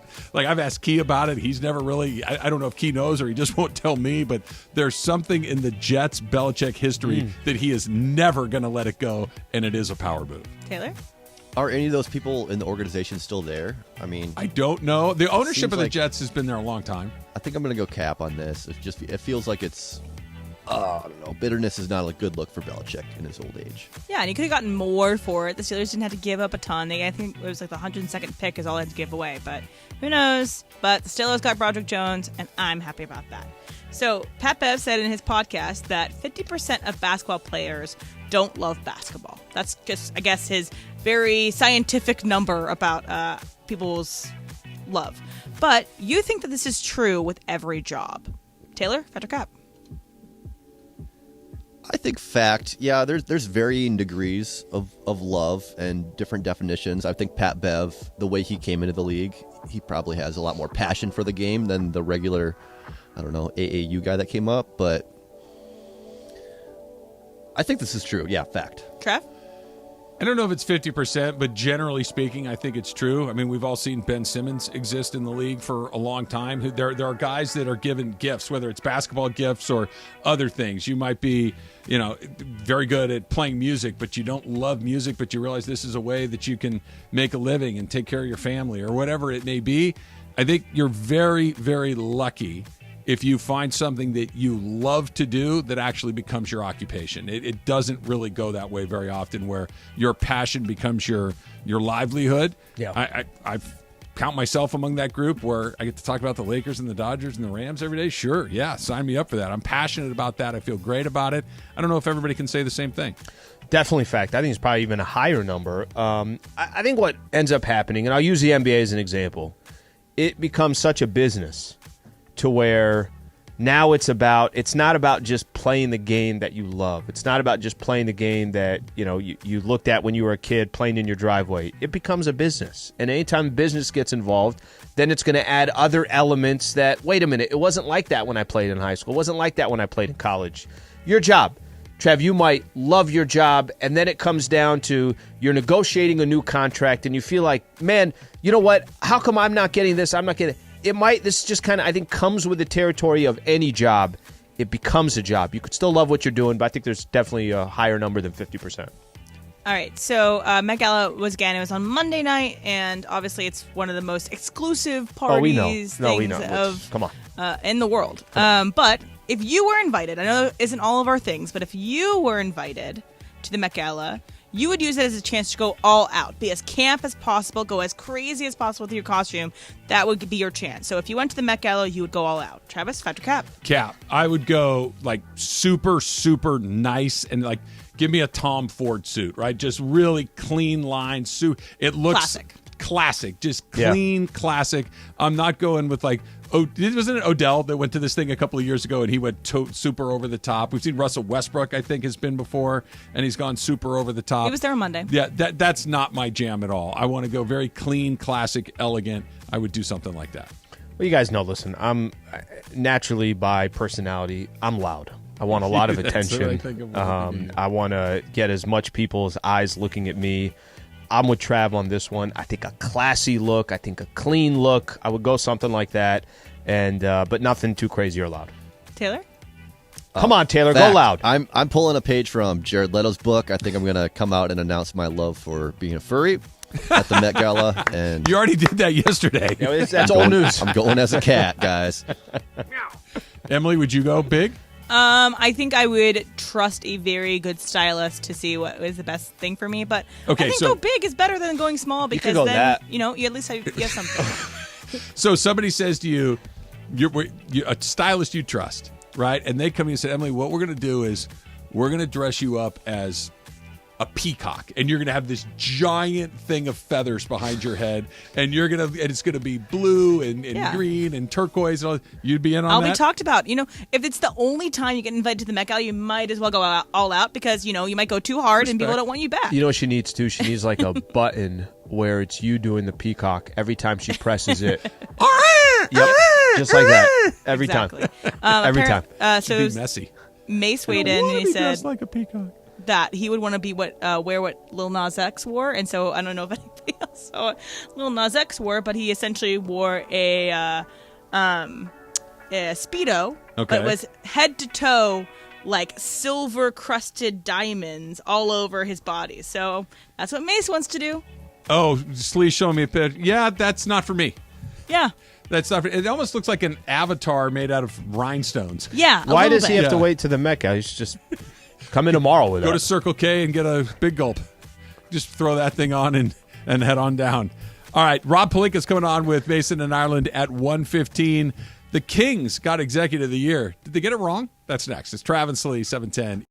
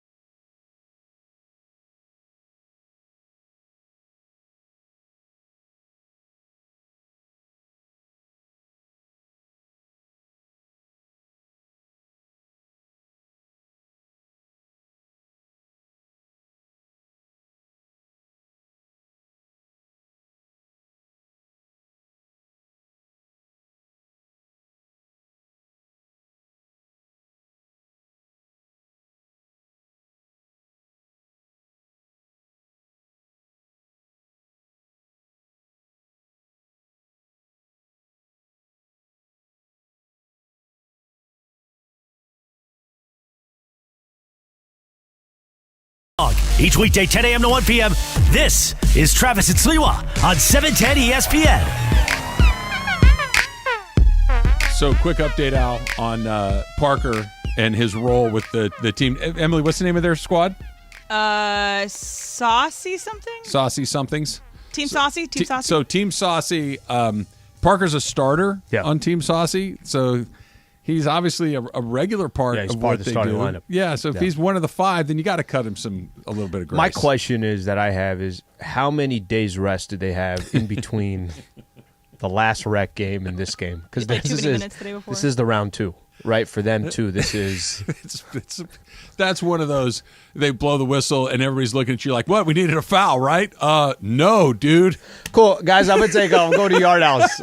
This one just wasn't my night. You actually just lost us the game. I don't know who the other guy that hit the shot, but, Dave just knocked down a contested 3 to tie the game up for us, and you couldn't look at the scoreboard? Really? Dave wasn't even a threat. It's like the guy at UVA, throwing the ball away when he was trapped in the corner instead of calling timeout, but instead it's in the ballpark. 3. It's definitely in the ballpark. Is Parker coming in to defend himself? Parker, how are you? Parker, how are you feeling today? I did go to BJ's after the game and had a beer. Did you went to BJ's? By yourself, or did your teammates go with you? No, by himself. Over there. He's by himself. Just kind of. That's one of those. I'm going to BJ's. Cool. We're going to Yard House. Enjoy BJ's. Right? We're going wherever you're not going. He walked into BJ's. There's a server at the front. He just walked right by her, head down, went straight to the corner booths where there's nobody. They're just cleaning up out there. He's like, I'll take a beer. He goes right to the back, just pours himself a beer. The worst one you got, if it could be flat and warm, that's what I want. I don't deserve anything better. That's how you do it. Water like it a down, non-alcoholic one. I want half water in there, too. Yeah. You just take every little, last eighth of everybody's beer that they leave in their bottle, pour it all together, and we'll make it. It's like your punch bowl. It's nothing like the punch bowl. Literally the same thing. I don't understand how you guys don't know how to sip out of a straw. Actually, that's the greatest analogy that I've ever heard of all our examples. That's exactly what it is. The sport. Yeah. Thank you. You probably have to use 38 bottles of just go in the trash, bottom. grab all those in. There's always those little remnants and pour them in a bowl. Put 6 straws in it. It's all good. I have my own straw. What's the big deal? Rob Pelinka is coming on with Mason and Ireland at 1:15, so make sure that you stick around for that. That's right after Super Crosstalk. Should Rob Pelinka have been the NBA Executive of the Year? It went to the Kings GM. Yeah. But Rob Pelinka took a team that was bad. Let's not make too much about it. It was just a bad basketball team. They got off to a bad start. Pieces didn't fit very well together. They didn't play very well together, and they were really scuffling. And he rebuilt this team into a team that, at least what we saw last night, feels like they have a chance to continue to play basketball beyond this series and maybe even beyond the next series. The Hachimura trade was the first one. We all know the trade after that. And he did it without having to completely give away everything else that they have. The Lakers look as good as anybody else right now, especially in light of how they played last night. Should that have been his award? So I think there's 2 ways to look at this. The way I look at it, when the season started this year, the general manager, the president of basketball operations, was Rob Pelinka. So the roster that he put together this season was under his watch. Okay. So if it was a bad roster and it was under his watch, immediately I take off a couple of points just because of that, because he put it together. He didn't take over a team that, last year when they traded for Russell Westbrook and you were screaming at the top of your lungs, guys, I don't think this is going to work. Like, this doesn't sound like a good fit. Pelinka made that deal. So I think you have to look at, how did you get to this point? Mm-hmm. So if I'm looking at the Kings GM voted as best NBA executive of the year, and if the question is, should Pelinka have got that position? Well, Rob put the Lakers in this position to begin with. Again, I'm just being completely real and honest here. When they started out this year, Patrick Beverley was on the team. Russell Westbrook was still on the team. Juan Toscano-Anderson, Kendrick Nunn. I'm going through players, Damian Jones. These were all players that were on this roster that are no longer here. That's on Rob. Mm-hmm. So I think that comes with a responsibility. I think what you can do is you can really, really highlight what Pelinka did 2 weeks before the trade deadline, up until February 9th, that trade deadline, up until the last moment where he made his final trade, where I think it was Pat Bev was the final one to go. And now you're looking at a Lakers team. We're talking about Jared Vanderbilt on Steph Curry. He's a part of the trade. Yep. We're talking about D'Angelo Russell dropping 19, had 31 to close out the Memphis Grizzlies. He was a part of the trade. Malik Beasley has not, worked out the way it has. Rui's been important. Rui has been important and comfortable in these situations. I think you got to tell the full story. So I'm completely comfortable with the Sacramento Kings GM winning the Executive of the Year, Monty McNair. And I say that because the roster that you had before the season started, it's kind of funny. This isn't the best. When you have like a most improved player, right? Most improved. That means they came off a year where either didn't go great. They weren't that good, or maybe they just weren't somebody that you thought was going to have that much of an impact. Pelinka saved the Lakers season, but Pelinka has been the general manager, the president of basketball operations for the last couple of years, and those were his rosters that he put together. Okay, counterpoint. For the record, I agree with what you just said, okay? But I think there's an argument to be made. The points that you take off for the roster that was there that he had to repair, that is of his creation, yes, it is. There's also a scenario where it isn't, right? Where he was told or strongly suggested or recommended by his best player, hey, you should go get Russ. Go get Russell Westbrook. And this is the thing. Hey, hold on a second. No. That's the guy that I want. That's the guy that you're going to get. Okay. I think that I'm not saying that's what happened. I'm saying that there's a chance that that's what went down. I think we'd be crazy not to think that Bron has an incredible say in how this Lakers team is assembled. So he may have known this is a bad deal, but I really don't have a ton of options, that this is the deal that we're going to do. This is the deal we're going to do, and I got to wear it because I'm the general manager of the team. I think that there's a possibility of that. So while the broken part he's responsible for, maybe he didn't actually create it out of thin air. So I'm going to give him some of those points coming back the other way. The other thing is, what have we given the Rams credit for? What have we given Les Snead particular credit for? Hey, when you realize you made a mistake, cut bait and run and fix it as quickly as you can. Don't double down on a bad decision. You gave Todd Gurley a bunch of money. You realize, you know what? Todd Gurley's best days are behind him. Boom, he's gone. Same thing with Jared Goff. You give Jared Goff that fifth-year extension. He's making $100 million plus, and he's the guy, and you realize, you know what? He's not quite good enough. Boom, done. Traded for Matthew Stafford. That they made a mistake here or there, but they rectified him very quickly. We give them credit for doing those sorts of things. Is this not something similar? We made a deal for Russell Westbrook. We gave it a shot. It didn't work, and we decided to fix it, and we did, and it worked, and now we are where we are. What's the difference between those things? So I think there was a lot of criticism that was going on. This is actually not going to help my point against Pelinka, but I'll bring it up anyways. There was a lot of criticism towards Pelinka. Pelinka, why didn't you trade Russ in the offseason? Mm-hmm. What were you waiting for? Well, I don't want to give up those 2 first-rounders. Yep. Okay, hey, you're a couple months in. Why haven't you given up? Why haven't you moved on? It's clearly not working. I don't want to give up those 2 first-rounders. He got all the way to the point to where we got to the trade deadline, and he ended up giving 1 first-rounder up, and that's even protected to some extent. He played a little chess. Maybe it was a risky game. Patience. But his patience paid off because of that. Now, then the argument was when Lakers started winning after the trade deadline, why didn't you do this earlier? Looking for you to have done this earlier. Lakers have been in a much better position. However, let me just say this.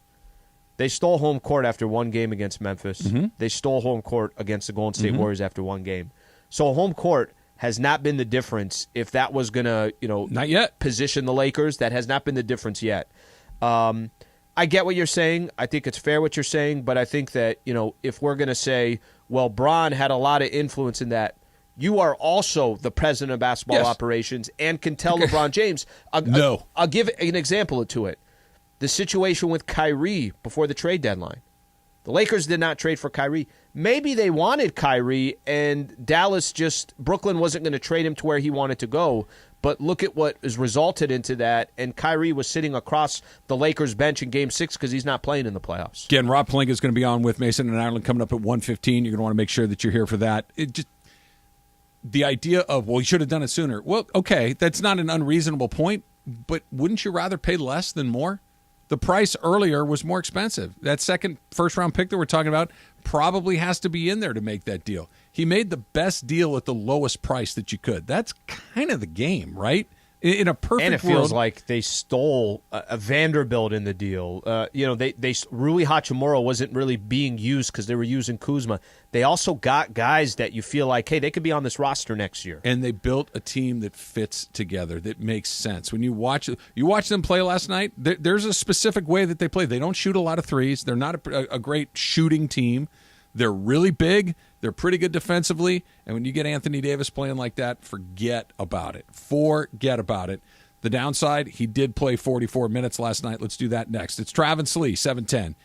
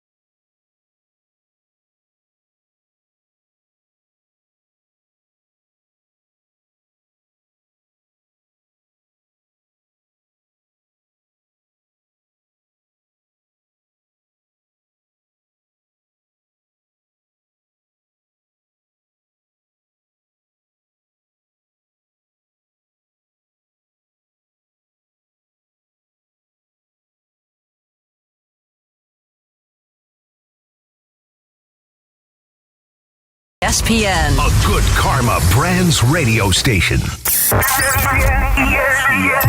Here we go, Travis Rogers, Alan Sliwa. Travis and Sliwa is out for your Wednesday. We're here each weekday, 10 a.m. to 1 p.m. We begin 9 hours of LA sports talk all day long. Well, yes, it is a Lakers celebration Wednesday. Thanks to our friends at Michelob Ultra. What a night last night in the Bay Area. Lakers win game 1 against the Warriors. Bam! You want me to do the other one? It is a final. Although we got 3 more wins to get. We'll get ready for game 2 tomorrow night back in the Bay. I almost feel like I don't want to get in the way of Slee. Playoff Slee's here, and he's ready with Sweet Tea, Trav Raj. Let's get to it. Travis and Sliwa, your Wednesday, a Lakers celebration Wednesday, right now. It's so crazy that we are having a Lakers celebration Wednesday after a game like that.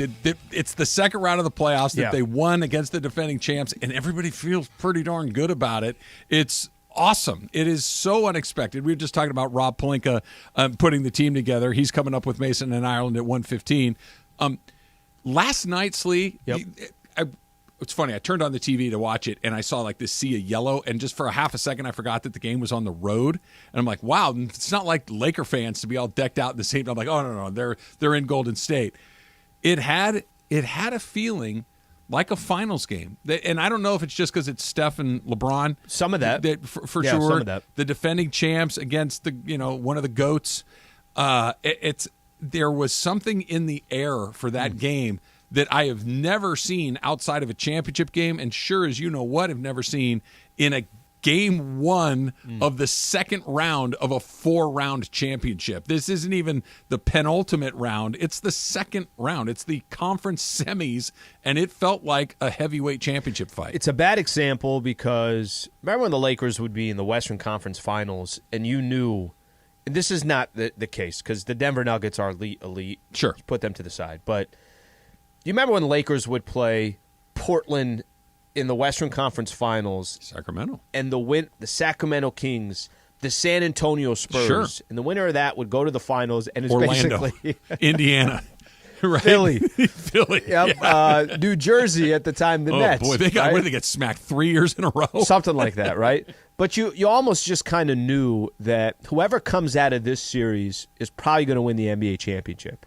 Again, it's not apples to apples because I don't think if the Lakers or the Warriors, whoever gets out of the series, it's a walk in the park against Denver. You and I wouldn't be surprised if Denver's representing the West. Sure.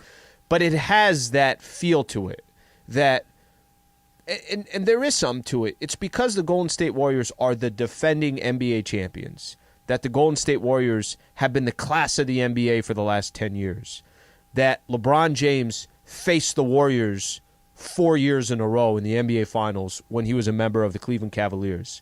That I think because of all those reasons, there is a lot. The brand of the Los Angeles Lakers, and the Warriors. NorCal versus SoCal, the brand of the Warriors, there's a lot that doesn't typically line up in a round 2 matchup, and it's the 6 and 7 that are going at it, where not that everyone would have been surprised that they're playing each other, but when those brackets came out, it's like, wow, they could face each other in the second round. So you and I are watching this. I'm watching it as a fan. You're watching it as the host of the pre, half, and post-game show, and there's the level of excitement that comes along with that. There's the level of excitement that it comes along with a player, right? And anybody that's ever competed in something or had a performance or whatever it is, it doesn't have to be athletics. You could have to deliver a big presentation at work, a speech, whatever, go play music, go sing, whatever it is. Yeah. That adrenaline that comes along with that, going out there, and you go and you kind of ride the adrenaline through it, and it almost always helps. And then when you're done, there's almost like a hangover.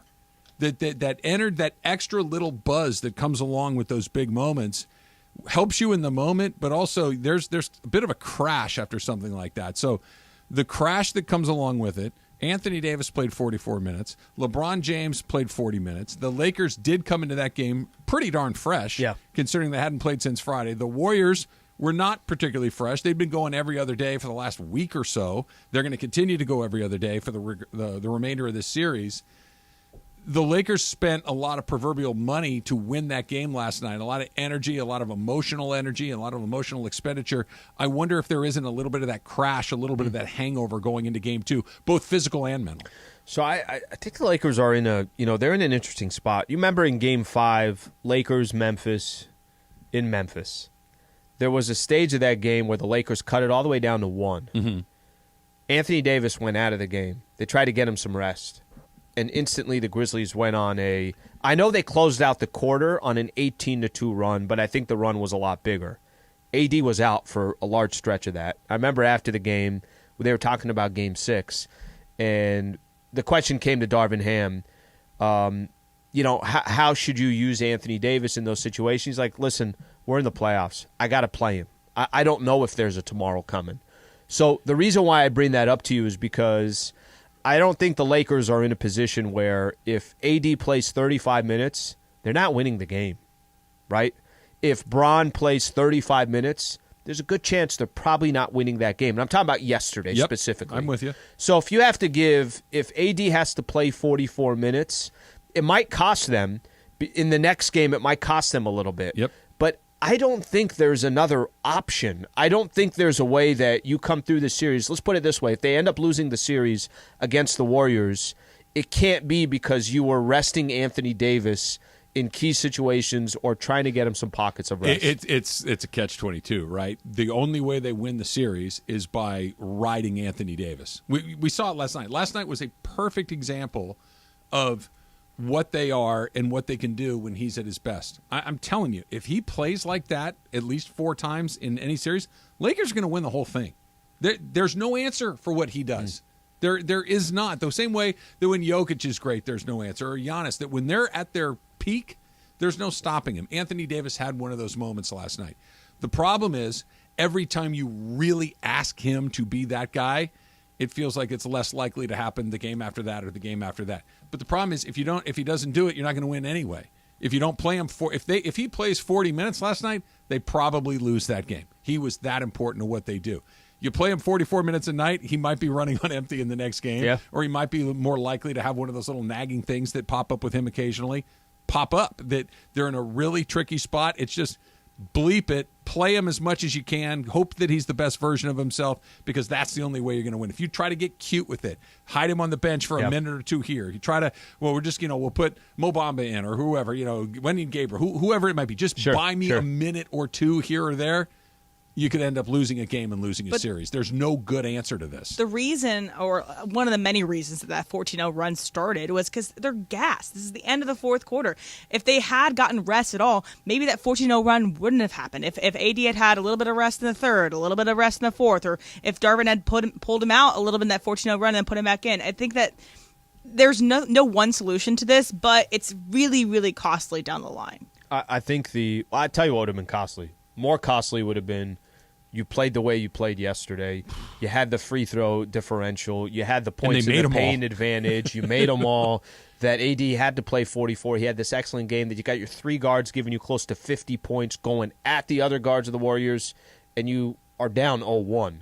So I think the Warriors are one of the few teams. Can I just stop you right there real quick? Yeah. Because I love what you're saying. Could have been demoralizing. Absolutely. By the way, they were 2 or 3 missed free throws out of 26 away, or Jordan Poole from making one more shot from exactly what you're describing happened. This was not we're good. It was a razor's margin that they won that game by. And they played great. I'm taking nothing away from anybody, but it was everything that needed to break their way kind of did, and they won by a handful of points. It was a razor's margin. And if there's one thing that the Warriors do, in a blink of an eye, that run happened. Yeah. Right? And that's not uncommon of the Golden State Warriors to do that. If another team, I don't know, pick any team you want in the NBA that doesn't shoot threes the way you do, that doesn't have that many weapons, you'd be like, what the hell? How did that run happen? For the Warriors, it's like, just another day in the office. They could go on a 14-0 run. That happens, and that will happen again against the Golden State Warriors, but they had just enough cushion to hold on. It's kind of funny. The weirdest, I thought there was such a weird stretch here. Golden State goes on the 14-0 run, and Lakers look gassed. They look flustered. It's like, what are they going to do here at the end? The game got tied. Usually if a team comes all the way back and actually ties the game, that momentum carries over. It's like a horse race, right? Yeah. Once that one that's trailing gets up in front, it usually stays up in front. Especially at home. Usually stays up front. And there was a possession. It was such a weird, and it's not something that we've seen D'Angelo Russell really do. D'Lo got the ball around the free throw line. He's got a bigger guy, a Wiggins, on him. Almost posts him up, puts him in a move, and kind of a weird, he kind of does this with his body kind of flails a little bit. Hits a two. Big shot. That kind of was the game. Yeah.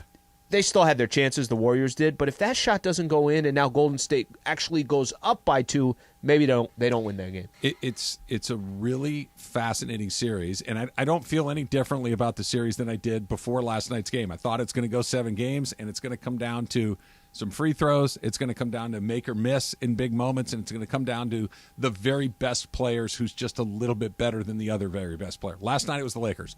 All of those things. Their very best guy was better than the other team's very best guy. AD was better than Steph last night. Not by a ton, but by enough. They made all their free throws. They shot 86% from the free throws and took nearly 30 of them. The other team, they missed. When the game was hanging in the balance, they missed. That this is what it's going to be for the next 6 games. I really, truly believe it. The part that we haven't spent a ton of time talking about today is LeBron. LeBron, the Lakers, he impacted the game in a bunch of different ways. His stat line at the end of the night was okay. He looked, of all of the guys last night, he was the one that looked most affected by the fatigue. He was the one that looked a little flat. That's coming off 3 days rest. It is. That possession towards the end of the game where he just dribbled it out at the top of the three-point line and took up a bad three. And he's shooting 18% in the playoffs from behind the three-point line. How worried about him are you? Because I'm having a hard time turning the page on not just saying, look, it's LeBron James. When he has to have it, he's going to have it. Just because I've seen it for 20 years, his performance has been inconsistent, and that's not something we've talked a lot about with him at any point in his career, or really even talked a lot about through the first round and change of the playoffs. I think it's fair to say that we're at the stage here. Lakers did not make the playoffs last year, so we didn't have to run into this. The year before that, Anthony Davis gets injured in the first round against the Phoenix Suns. The series was over. This is the first time where the stakes are where they are, that you're actually in the playoffs, and Bron can't be your best player, right? This is, and I really believe that because they're in the Orlando bubble, and Bron wins Finals MVP. Since then, the Lakers have had injuries to Anthony Davis, did not make the playoffs, and now here we are in round 2. You said something, and I think most Laker fans would agree with this. If AD is not the best player for the Lakers, they're in deep trouble in these playoffs. It's going to be really difficult to win 4 games against the Warriors or the Nuggets or whatever the case is. Whoever you play forward, from here on out. Right? Whoever you play. I think what we saw yesterday from Bron, and I think what we saw in round 1 from Bron, that's kind of Bron now, where LeBron's going to have moments. I don't think LeBron's going to have a 38, 8-8 like he used to have. All right? He might. Listen, if there's one guy who can do it. I'm like, no, he might. Okay. he might. Maybe he can, but yesterday's a good example. He had 22 points. He took 24 shots. It was not a great night to get there. But he still got 11 rebounds for you. He still got 3 block shots for you. The 4 assists, nothing crazy there. But if you were a Warriors fan, wouldn't you be terrified every time he has the ball in his hands? Yeah, I would. And I think that's... And I think if he's taking a jumper, you're living with it. But yes. I think that the Bron that we're accustomed to, I said this a little bit earlier, and I thought it was interesting. Draymond Green says on his pod yesterday, I've never seen LeBron like this, where basically he's off ball, not on ball. That's not LeBron James. Okay, so we talked about the AD needs to be like this if they're going to win the series. Can they win the series if LeBron is still like this and being off the ball and not being ball dominant like he's been for most of his career? That's coming up next. Plus, Julio, everybody exhale. We're all good. Julio's fine. He seems like he's okay. Seems like he's okay. All right. That's coming up next. Travis Lee, 710. Today, but I want to tell everyone about Cinco de Mayo. What we're doing on Cinco de Mayo, going to be a party in North Orange County. The new Salitas, right there in Anaheim, right in front of Angel Stadium, used to be the old Hooters restaurant. Our competition, Steve Hartman, your buddy, used to do a lot of remotes over there at that Hooters in Anaheim. Steve Hartman. Off the 57 and Catella Avenue. We're going to be there, though, 10 a.m. to 7 p.m. for Cinco de Mayo. Get ready to press the flesh with everybody from the 710 crew. Located at Catella Avenue, right near Angel Stadium. We're going to have Angels tickets. Yes. We're going to have a special pair of Mandy's tickets to give away that day. Gift cards and more. Nice. So come on out. Cinco de Mayo. Put that on your calendar. We're all right going now. to be there, right? That's the 5th of May. Yes, Cinco de Mayo. The 5th no, of May. actually.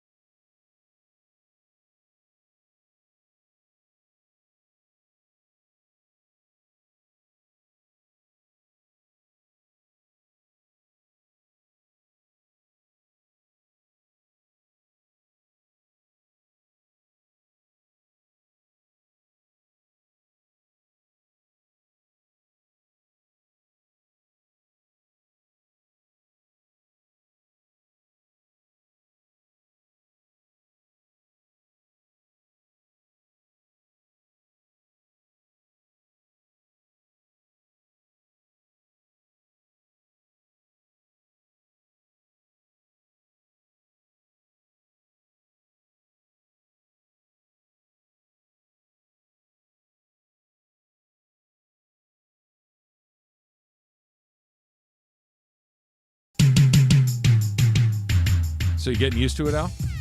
You getting used to just my incredibly sunny disposition, smile on my face, feeling good all day long, chatting Taylor up during the. I chatted him up as I was going to get my cup of coffee. What did you even say? I still don't know. I said he looked at me and goes, "What?" Started walking. What? What? Quit talking to me, man. I said to him, I keep expecting for you to chat me up to kind of, let's get into this a little bit. And we didn't all take whatever medicine you took, Trav. I don't know what it is. It's called a positive attitude. I'm going to end up calling Trav later tonight and say, hey, man, a lot of things I want to get off my chest. And you're going to say, I'm here for you, Al. Al, whatever you need, buddy. Whatever you need. Yeah. Well, we'll see. No, I'm going to be 30 seconds in. You're like, Al, I got to go, bro. This is getting... Stop opening up. No, I'm okay with opening up. I'm all right. I'm great with it today. What? Hey, look at me. You all right? Feeling okay? I'm good. You're throwing me off here. Glad. Emily, you all right? Doing amazing. Good. Taylor, you all right? Fantastic. Good. See? Just checking in with my people, making sure everybody's feeling good about their day. That's what I'm here become for. like a counselor. So, okay, you ready for one? You'd be really good at that. Michael was kind of stomping around the house the other day. I don't know what it was. Something was bothering him. And said, hey, everything all right? And he goes, I'm fine. Why does everybody keep asking me that? That's a good sign. The only thing that why is everybody asking me if I'm okay? And I said, well, it's mostly because of reactions like this. Yeah.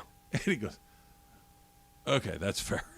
Like, it was one of those, even he realized that his response to just a pretty innocuous, hey, you look like you may be not having the best day in the world. Everything okay?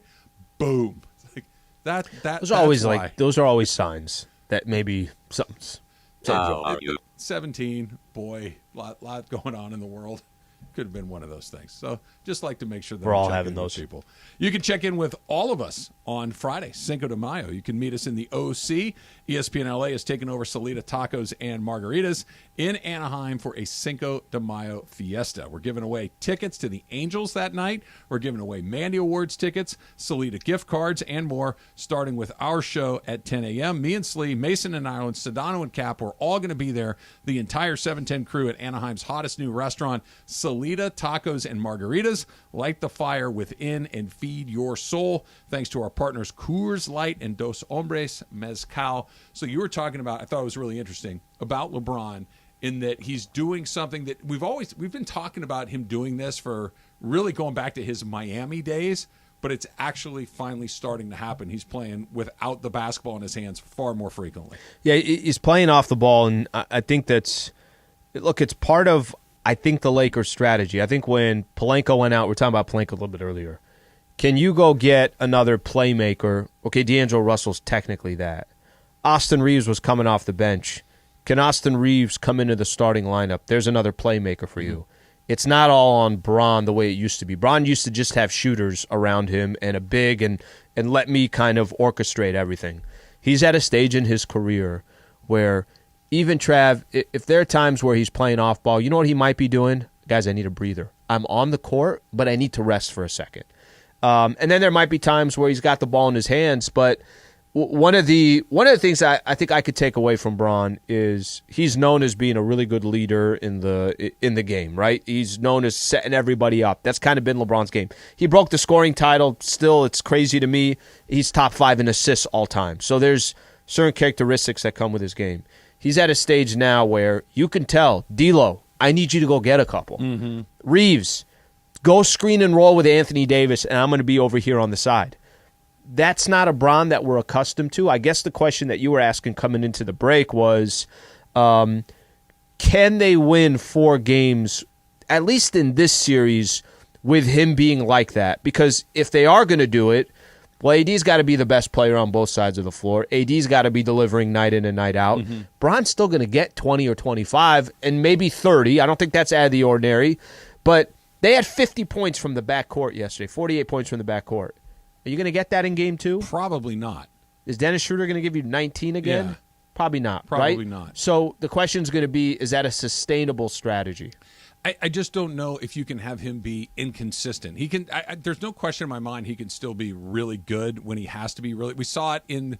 I'm getting my games confused. Game 4, right, where he closed the tough shot driving over Tillman and Jaren Jackson, and then he does it to Dylan Brooks at the end with the and one. The whole thing. Like, he can still do it. The game winning play what should have been the game-winning play, where he drives in the play in, kicks it to Schroeder, knocks down the shot. We know how that one ended with the foul and everything else. But it was an offensive foul. There's still moments where he can take over, but it's not what you just described. It's not that, listen, I'm going to have the ball up top and I'm just going to orchestrate the entire thing, right? I'm going to be the person that gets everything else in motion. I'm going to drive, I'm going to kick, I'm going to finish, I'm going to pull up. That everything starts with him virtually every single time down the court.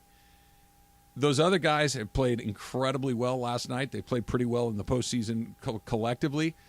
But if the Lakers are going to win a championship, isn't he going to have to be more of the old LeBron, right? Because, to your point, this is a Warriors team that played well last night. Warriors can play better than they played last night. I don't know how much better the Lakers can be than they were last night. They knocked down all their free throws. They got stops when they Sure. Lakers were really, really good last night. And we talked about it. LeBron said it.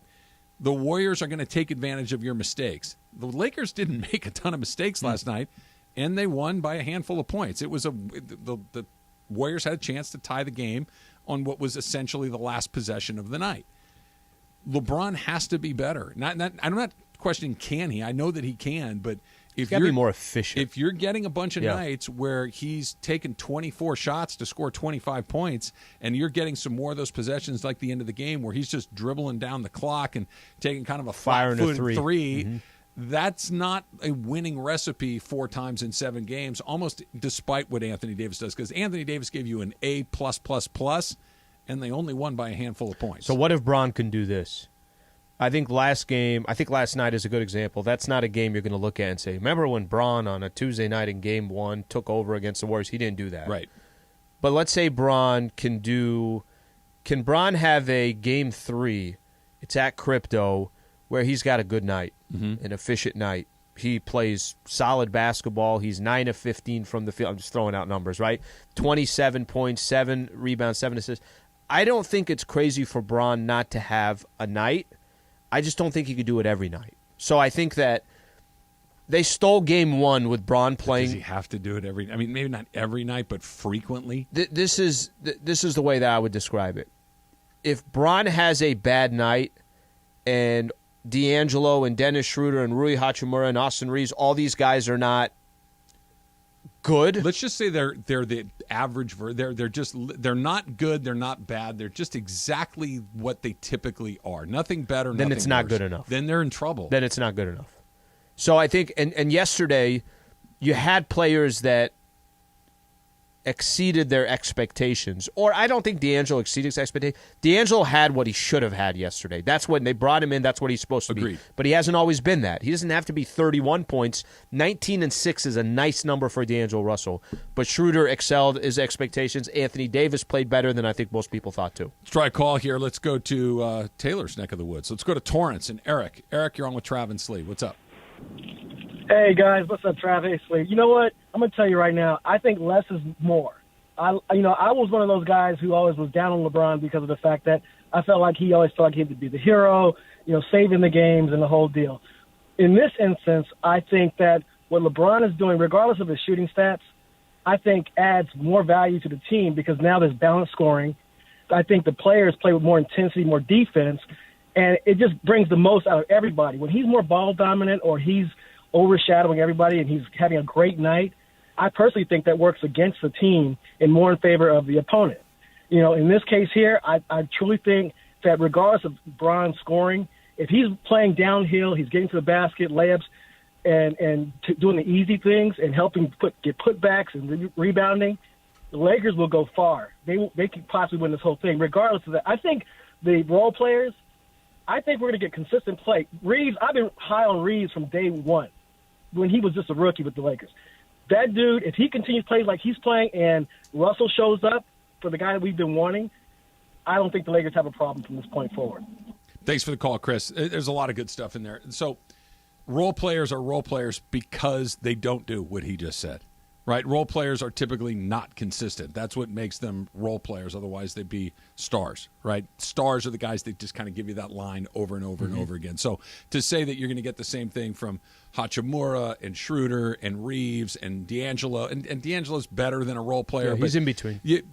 Vanderbilt, you're going to get some fluctuation in there. That's what makes them guys like that. The league's full of them. There's only 15 or 20 stars along the way.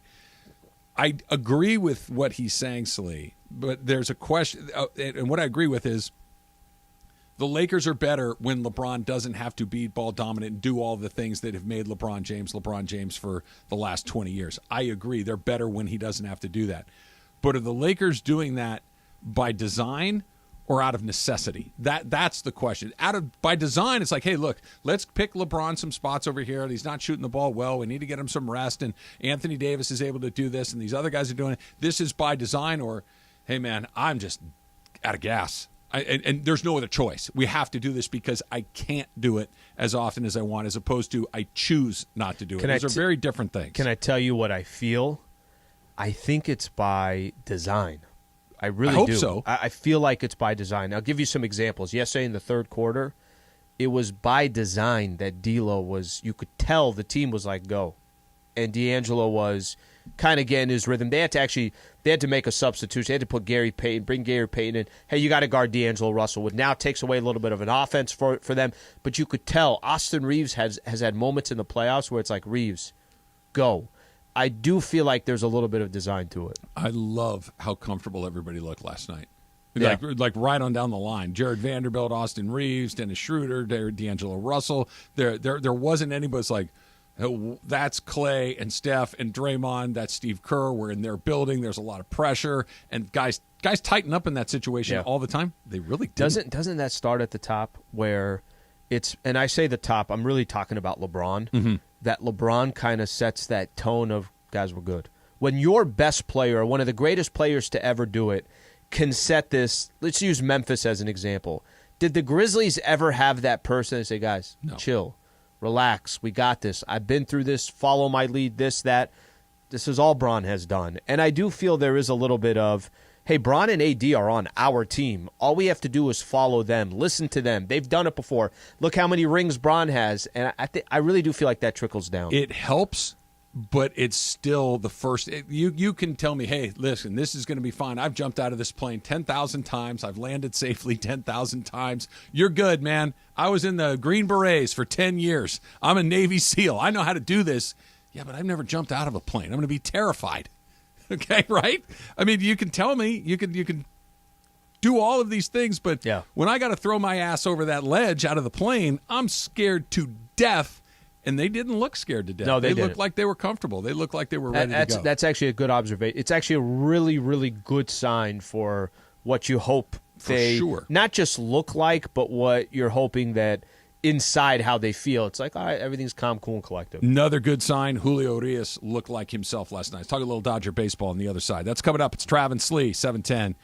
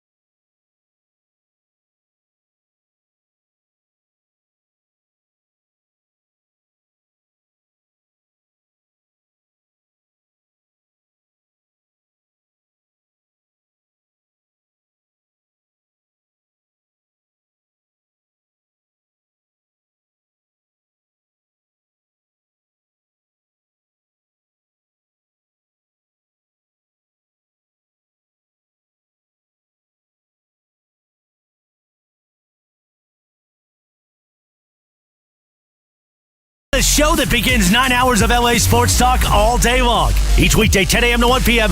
This is Travis and Sliwa on 710 ESPN. Top of the world, looking down on creation. And the only You should start whistling. I want you, when you go to the parking garage after our show's done at 1:12, I just want to hear you whistling the whole way. See you, Trav, and you're like terrible at whistling. I wish I could. Maybe I'll just snap and Yeah. hum, right? Skip. On top of the world, looking down on creation. I'd love to see you skip to your car. You're zen, I just can like skip pretty good. Don Draper at the end of Mad Men. You're just zen, staring off into the distance, thinking about Coca-Cola commercials. That was a good ending to another classic TV show. I didn't Yeah, mind it's that. a multifaceted ending, Yes. and I think it's obviously each character ends on its different plane. But I liked his ending. I liked Peggy's ending. Did you like Peggy's ending? Yeah, It felt very sudden. I don't know. I like Were her and Peggy's Stan ending. in love the whole time? I don't know, dude. I need to rewatch it. I haven't watched it in a while. I'm not as up to date as you are. I love Peggy, love Your thoughts? Stan, but I don't know. Are we talking about Succession again? No, Mad Men. I just Okay. want Peggy to be happy and in a good relationship. I That's all like Peggy care too. about. I like Peggy too. See, I'm in a good mood, Taylor. You don't need to drown me out with the Carpenters. We're all in a good mood. That's why I'm playing it here. See, Yeah. am I kind of the facilitator? Kind of rubbing off on Am me. I just kind of a little good mood for Ah, you? screw you and guys. You get a good mood, and you get a good mood. I'm like Oprah. What if I just all of a sudden started to become super negative? I think something was going on in Just your life. churns. That's not your deal. That's not your deal at all. Julio looked like the number one guy again. He looked like one of the best pitchers in baseball. He looked like a guy that's going to go get a truckload of money when it comes time for him to become a free agent. 7 innings, 1 hit, struck out 10 guys, only gave up 1 run. Trey Turner was the only he hit a home run, solo home run, and he looked like himself all over again. And it's just the Dodgers are slowly starting to kind of look not like they've looked because they don't have the same sort of team, but they're winning games again. They've won 5 in a row. Yeah, they look good, and it's not even Julio. What I love too, it's against Philly, so Schwarber's in the lineup. Obviously, Trey Turner's in the lineup. Bryce Harper comes back yesterday. They're a good team. It's a real roster. Yeah. So some of his movement on some of those pitches, he had 10 strikeouts and making guys look like absolute fools. Again, good Major League Baseball players. Listen, I know there's 162 games, and there's going to be nights where, and I think you do the best job of this, where you're like, all right, everybody calm down, relax. It's only a couple-game losing streak. It's only a couple-game winning streak. But I give them some credit here. They've put up, in the 2 games against Philadelphia, they put up already 26 runs. Julio looked great yesterday. Kershaw was amazing in his last start.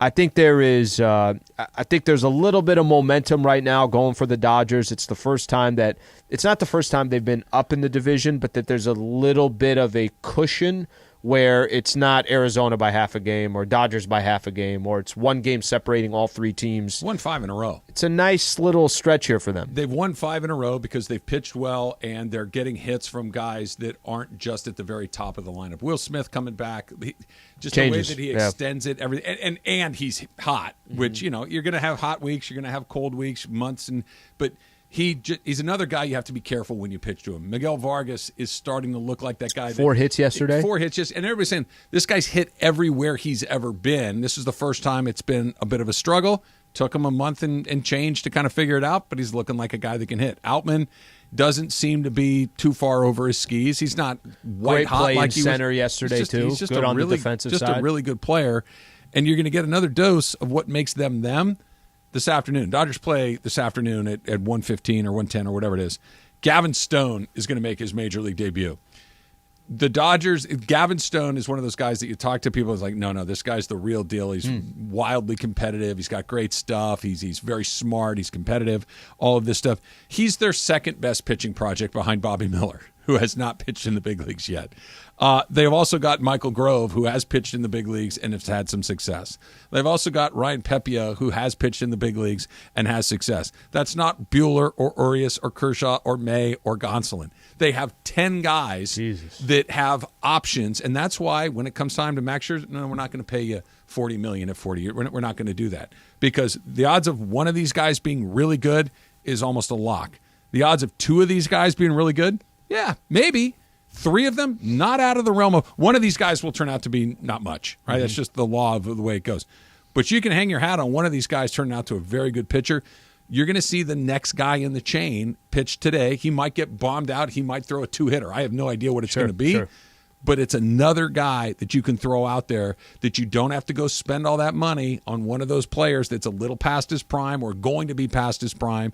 So when it is time to go, we'll give it to Shohei. We'll give it to Mookie. We'll give it to Freddie. We'll give it to the guys that we choose to give it to. We don't have to give it to a 40-year-old Justin Verlander because we don't have a better option. So I got a question, and I think this is more, what's that balance of short-term and long-term? Because you're right. For all we know, Gavin Stone in the next couple of years, we're going to say, man, this guy's real deal. He's one of the best that's come up through the Dodgers farm system. Or, hey, remember Gavin Stone? Whatever happened to him? Yeah, that's could be possible, that. too. I mean, I remember, who was it, Josiah Gray, that they traded in part of the Scherzer and the Trey Turner deal. But the question I got, when I say what's that balance, you are a franchise that, yes, you're worried about 5 years from now, but you're also trying to win today. What is that balance of saying, you just mentioned, there's so many of these different, you got so many of these pitchers that could be something in the next couple of years, but at the same time, this is a bad example, are you a Verlander away or a Scherzer away from actually winning this year in the World Series? That's the difference. So they'll get a Scherzer or a Verlander on a short term. They're not going to sign those guys to a long term. They're going to roll with these guys because these guys are the better way to get more looks at it for a longer period of time. And if I do need to go into the pool and get rid of one of them for a month or two to go get a Scherzer, we can do it. What they're not going to do is, hey, listen, we need to think about this again. We got knocked out in the first round by the Padres. I know Justin Verlander's 40, and I know he's going to get $40 million a year. We need to do it, and we got to give him 3 years. They're not doing that. And that's not the best, because I agree with you. The Verlander Scherzer are bad examples because they are at the end of their career, and those are Cohen type of deals of the Mets saying, we'll just go get these guys, and money is not an issue, even though it's not. You can't look at it and say that's smart money being spent. But and maybe there's a different pitcher out there. Maybe that's somebody else that we're talking about. And I only bring it up because they are also in a, did you win or did you not? For sure they are. And because they're in that position, what is that balance of saying, no, we gotta go get a guy right now? I think the best thing you can say about them this year and what you can say about this organization, the ultimate compliment, which I'm about to give them, is only offset by the fact that, you mentioned it yesterday, they have one World Series championship in 10 years, and it feels like they should have more, right? Maybe not 6 more, but more than what they have. They're doing the thing that is virtually impossible.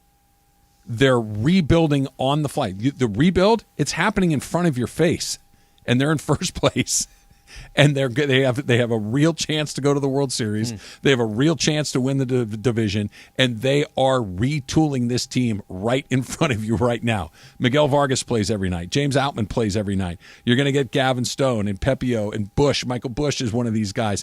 Yeah, sure, Kershaw's still here, and Mookie and Freddie are still here, but it's happening in front of your eyes, and they're still the best team in their division. That's impossible to do. There should come a point where Major League Baseball says you're running your team too well.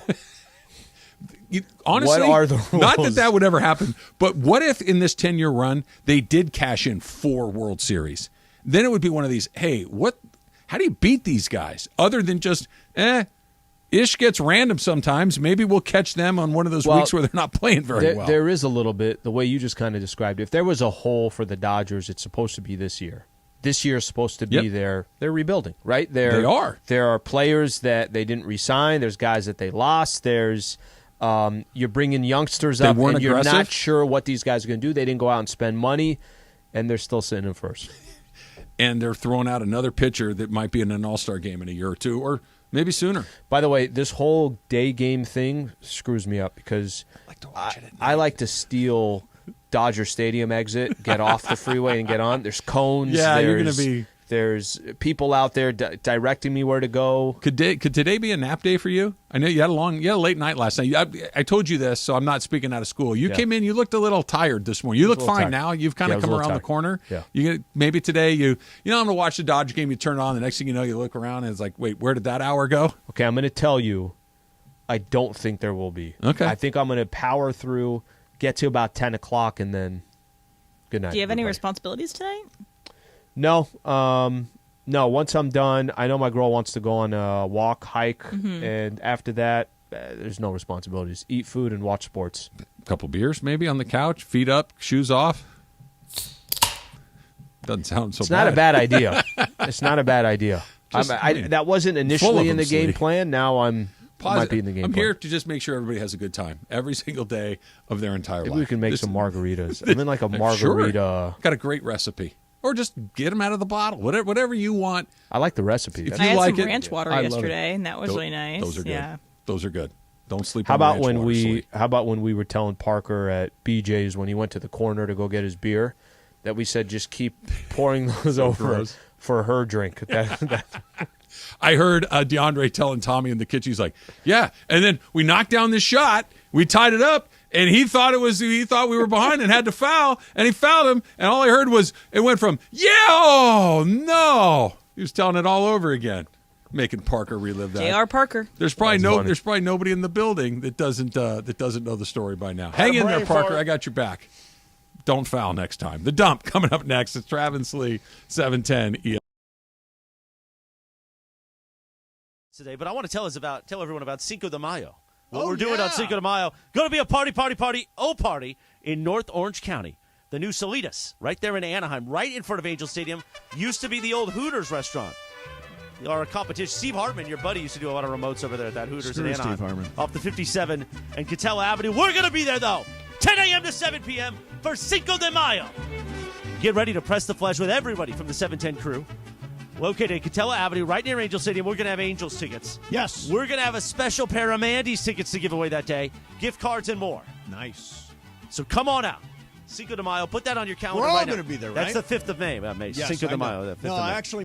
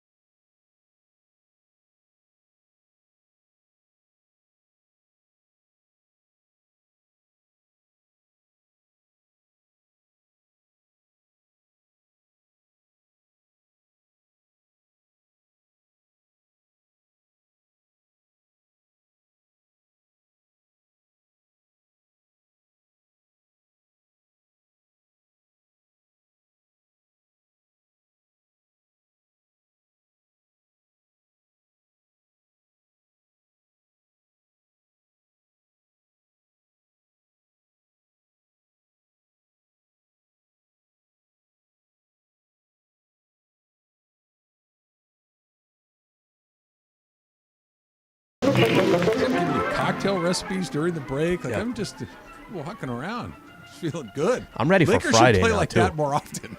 All right, so Thursday, they'll have a dogfight on Thursday. They That's fine. had a dogfight last night. Yeah, that's fine. They had you said something earlier. I don't like the Lakers steal game one. No, they didn't. They won game one. The Lakers won game one. The Warriors nearly stole it back. Yep. But the Lakers won game They deserve one. to win. That's literally how I started the post-game show. I know they could have lost that game, but they deserve to win yesterday.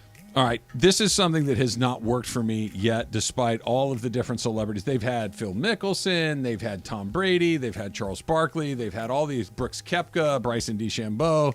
The match, right, that made-for-TV golf event. Mm-hmm. This time it's going to be 2 Chiefs against 2 Warriors, Patrick Mahomes and Travis Kelce against Steph Curry and Klay Thompson, the Chiefs versus the Warriors. And here's the dirty little secret that no one wants to sell out. Steph Curry is a really good amateur golfer, and he's 10 billion light years away from being good enough to watch on TV. They're just pro golf is pro golf, and everything else is amateurs, and it does not translate. This is the way I watch the match. When I'm scrolling through Twitter, someone will have clipped an 8-second, 10-second, 12-second, and I'll consume that much of it. Whatever it was, somebody said something funny, somebody had a good shot, somebody had a bad shot. I'm like, that was cool, and then I continue scrolling through. That's probably the best. That's way to do it. right. When it's on whatever day, let's say it's on a Saturday, and I say I'm going to watch the weekend. You used to say, Trav, do you remember back on April 3rd or May 3rd when we were talking about this, and I told you how to watch it on Twitter? Just give me that reminder, because this does not sound like something I need to see. Done. Chris Paul is expected to be reevaluated in a week. He underwent an MRI on his groin yesterday, but he's going to be out for at least a week, which means he could miss games 3, 4, and 5 in this series. Which means he's going to miss the series. Probably, right? Unless Kevin Durant and Devin Booker can go, to a whole nother level. Yeah. Which I guess if you're saying I gotta have it, Booker and Durant. At least it's those two guys. It's those two guys, but. Getting hurt once is bad luck. Getting hurt twice is really bad luck. What if you get hurt at the end of every season in these series? Is it just bad luck, or is there something else going on? Because he's been hurt in the most important time of a playoff series. Yeah, I know. A whole bunch of times. I know. It makes me think of, remember Game 7, Rockets? Sure. And the Warriors. This is the KD year. Yep. And Chris Paul couldn't play. They had him on the ropes. I think that was the game they missed. Got hurt in game 5 he got game in right? 6. I think he got hurt in 6. Okay. I believe. And then they went, I think they missed 25 or 26 straight threes in Game 7. They lost. The Chris Paul thing, it's unfortunate. I in a sense, you always want the best players out there. You want the guys that are going to impact the game.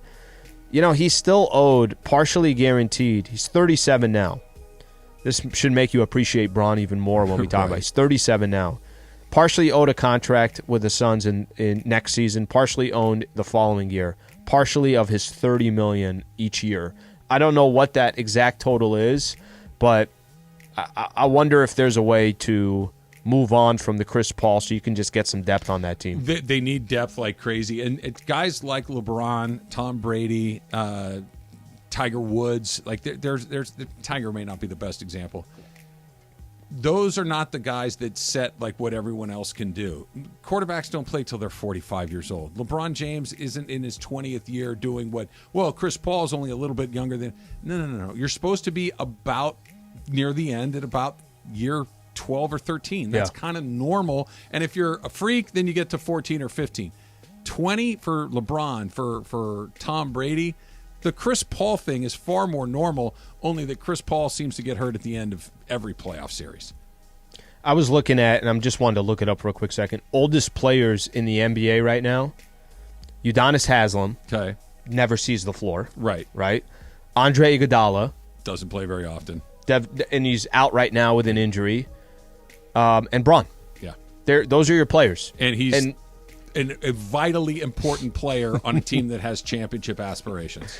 So that gives you an idea. A little bit different. Congratulations to Joel Embiid, MVP. That makes 5 years in a row that a foreign-born player has won MVP for Embiid, 2 for Jokic, 2 for Giannis. I asked Emily, do you remember the last American-born player to win an MVP? When I tell you, you're like, oh, yeah, sure. I couldn't pull it off the top of my head. You want to give it a shot?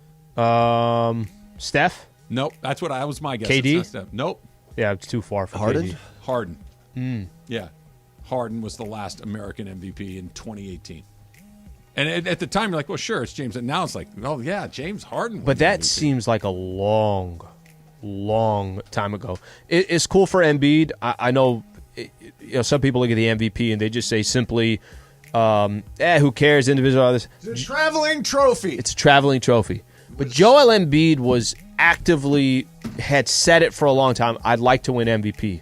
He got his one.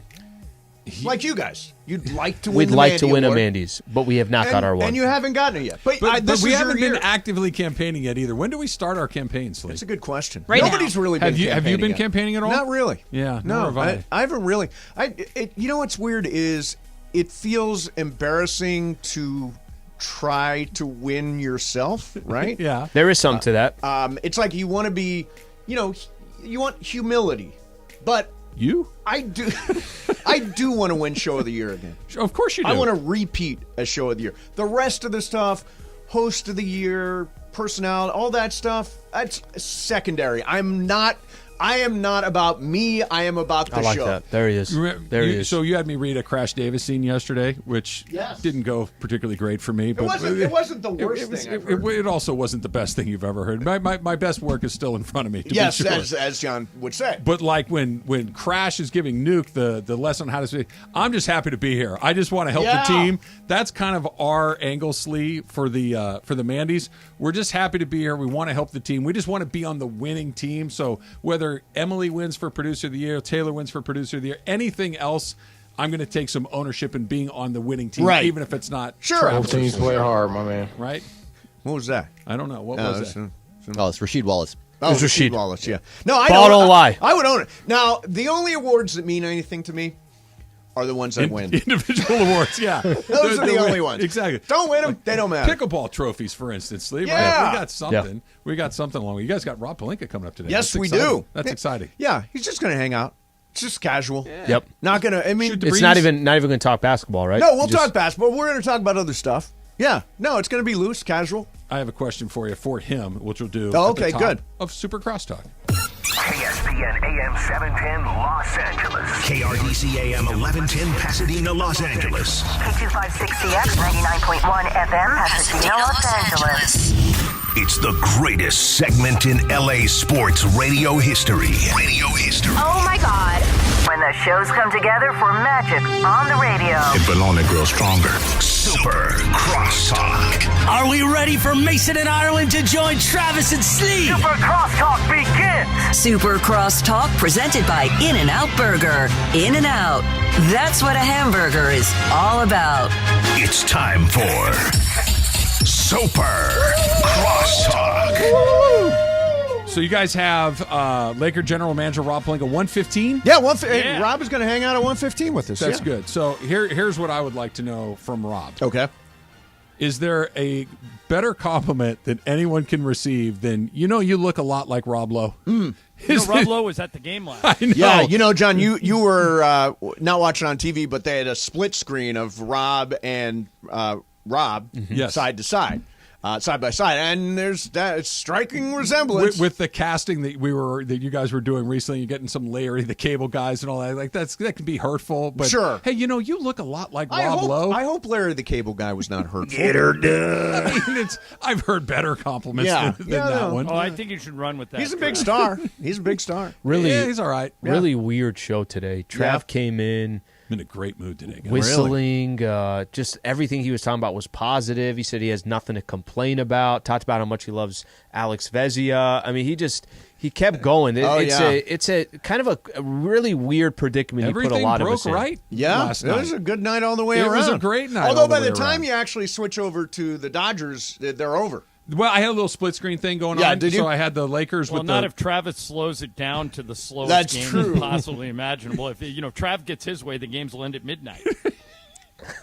Still doesn't like it. Sure, whatever you guys say. Boy, now his face got really red. He looks pissed off. Yeah. Only guy in America who wants to extend the. You guys can't ruin my good mood today. Today is all good. But I had them both on last night. Julio was great, but the Lakers, just everything that you hoped you were going to see from them in a tough series, you got to see last night.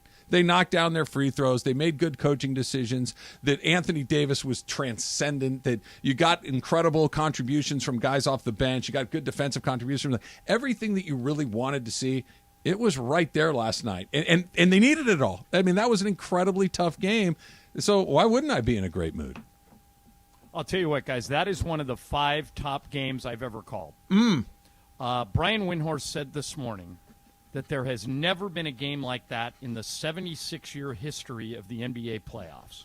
One team, the Lakers, completely dominated the inside. The other team, the Warriors, completely dominated the outside. Get a load of this. The Warriors scored 45 more points than the Lakers from beyond the arc. 45. Golden State was 21 of 53. Lakers were 6 of 25. Teams that had made 15 or more threes in their opponent had won 96% of their games in the regular season and the playoffs before last night. Golden State was 13-0 all time when they were plus 15 or better in made threes. And like you said, Trav, the Lakers just did something I've never seen before in my 20-plus years of doing this. They just pounded the rim relentlessly. The free throws were completely lopsided. They outscored them 25-5 at the free throw line, and they bombed them points in the paint. And they got away with it. Normally, if you're minus 45 from beyond the arc, that's an automatic loss. I've never seen anything like it. Yeah, I was going to say, by the way, coolest games I've ever seen. I was going to say all those same numbers. I had all those same numbers ready to go. But he said it before you did. Yeah, he said it. I was like, me too. Yeah, me too. Me too. Ditto. So respectful to let him. Oh, I just wanted. Yeah, exactly. I wanted. So, which of those two things, like you said, John, Lakers dominate the paint, Lakers dominate the free throw disparity, but Golden State's just not only taking a million threes, but they shot 40% from behind the line last night, and the game was incredibly close. It went down to the last couple of possessions. Which of those two is more repeatable? That the Warriors can continue to shoot like that, or that the Lakers can contribute to dominate the inside like that? During the regular season, the Lakers shot more free throws than any team in the NBA, and the Warriors were dead last. So that played out last night. I think that's a thing. I think the Lakers are going to go to, because the Lakers just pound the rim. Made 86% of their free throws, too. Yeah, so I think the free throw disparity will continue. I don't know if they're going to shoot 53 threes. That's a lot. That seems let them shoot 53 that seems threes. less repeatable than Anthony Davis dominating at the rim. Right. And I don't think Anthony Davis is going to play 44 minutes on Thursday like he did last night, but I thought the Lakers were really smart. They knew they had an extra couple days rest. The last time the Lakers played was Friday. I said this, Mace, to you yesterday. I thought it was critical that the Lakers got game one, because that was the one game where they were rested and the Warriors were not. Can you imagine when the Warriors made that 14-0 run? If they lost at the end of the game, if they would have caught the Lakers and beat them. I think the narrative today would be people saying Warriors meltdown. in 5. That'd be a meltdown. It would right. be. It's like you lost twice, right? Yeah. You lost the game and you spent all of that energy along the way. And but they broke your spirit. Trav, go to the last 90 seconds. The Lakers went on a 5-0 run with the game. Once it got tied, the Lakers went on a 5-0 run in the last 90 seconds. And 3 of those 5 points came at the free throw line, where the Lakers just lived. They were, they just kept getting to the line. And frankly, guys, there were 3 or 4 things they didn't call. There could have even been more free throws. The Lakers they realized that Kevon Looney and Draymond Green were not going to be able to stop them. They weren't big enough to stop AD. So they just said, we're going to attack the rim. And it worked. The AD game last night it's the best game I've seen him play in years, right? It might be the best game any Laker has played in years, Trav. The last time a Laker went 30-20 in a playoff game was Shaq in 2004. He's taking all my good numbers. All my good numbers he's taking right now. So, look, we know Anthony Davis is capable of this, but we also know that the rub with AD is that a great game is often followed by something that it's far from a great game. Everything that put me in such a good mood, everything that was so good last night, they only won the game by a handful of points. Sure. That they why? Give it to me. The Warriors are really, really good. That's what I'm saying. Yeah. That's exactly what I'm getting at, which is the Lakers are going to have to be that good 3 more times to win this series. Right. And that's the part that I'm not sure if they can or not, because that's as good as I've seen AD play in forever, and that's the best Laker team performance I've seen in months, if not seasons. Can I give you the counter? Sure. If you're the Warriors, you think, okay, we had a chance to tie it. Jordan Poole, everybody's giving Jordan Poole crap for that shot he took at the end. I've seen him make that shot. Yeah, I've seen for sure. Yeah, that shot. I had zero issue with that shot. Yeah, I actually had an issue with the shot. I thought it was an unbelievably deep 3, and too deep. He could have made up some space. Yeah, there. he definitely could have moved in. But Trav, here's the counter. LeBron wasn't LeBron. Yeah, he was 9 of 24. That's not a typical LeBron game. If LeBron fires tomorrow night and the Lakers steal both games up here, I'm not going to say the series is over. Oh, it's over. But, man, would that will. be. No, because if you lose the first 2 games at home, I just think that gets really 9 out of 10 insurmountable. times, Mace, but the Warriors are not every other team. Yeah. And by the way, guys, the Warriors have won a road game in the playoffs 28 series in a row. No team's ever done it. 20, including the last series, they won twice in Sacramento. Well, Steve Kerr still has never lost a series to a Western Conference opponent, right? Oh, this series is far from over. But if you're a Laker fan, you invested 3 hours in that game last night, boy, did you get your money's worth. Oh, it was. You tell me what it's like in the building, John. I was telling Slee this, Mace, that game had finals energy. Didn't have a second round feel to it. It had it had game 1 second round, right? This wasn't even like game 7. You get to this had finals energy from it on TV. And I don't know if it's just because of Steph and LeBron. I don't know if it's the Warriors and Lakers, all of the above. But that game felt wildly important for the first game of a 7-game series. I thought of a small thing that nobody's talking about is I love that Darvin Ham called timeout when they fell behind 10-2. Yeah, a lot of times Phil Jackson wouldn't. He would let him figure team, it out. Yeah, play through it.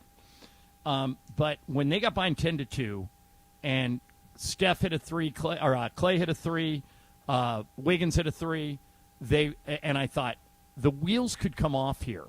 The Warriors do this to a lot of teams, and I think Darvin called timeout and went, look, Anthony. I don't know if you guys noticed this during that 10-2 run. Anthony Davis never touched the ball. He didn't touch the ball one time in the first 4 minutes. And I think Darvin said, look, guys, throw the ball to Anthony Davis. And right out of the timeout, they ran a pick and roll to AD. He laid it in, and they were off and running. So did you go out and celebrate last night? Because Ireland, you said you were going to buy a drink for anybody that walked up and said, hey, John Ireland, we won. I want a drink. Yeah, it kind of got short-circuited. So by the time we got back here, I went to the bar, and the bartender goes, last call. Oh. Because it was like midnight. And I said, last call, we just got out of here. And so I bought drinks for a couple of people that were in the bar. But I'll do it again tonight. If anybody finds me up here. San Francisco has a midnight last call? Yeah, that's weird. This hotel does. By the time we got back here, and it's got a huge bar. And we had so many people in the bar, we thought that they would leave it open. We actually conned the guy into. This was a weird thing. He kept saying, it's last call, so I can't make any cocktails. But if you want something straight on the rocks, I'll give it to you. What's the difference? That's what I said. But I just took it. I said, give me Maker's Mark on the rocks. Let's go. Yeah, the orange juice. You can't. No, I don't. What do you think we're running here? Exactly. Sour mix? Hell no. Now, Mace, you mentioned yesterday. Yes. That you were doing it in cross-song with Sedano and Cap. Right. You said you had your keys.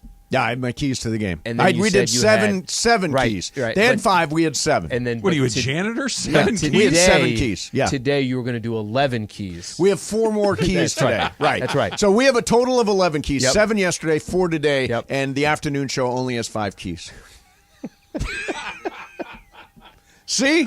That's what you get from Mason and Ireland. You're going to get one of those 11 keys Okay, to the game. I thought about you today because we didn't ask Trav, and Trav's obviously going to get questions about food and Costco and everything else. Tacos. One of the questions that came up was what he would order at the Costco food court. Okay. Now, because you do not have a Costco membership, I can't get a membership. and they have will never not let me in. and have never walked into a Costco. Never been there. So does that mean you've never gone to the Costco food court? You don't need to be a member to go into the food court. You really don't? No.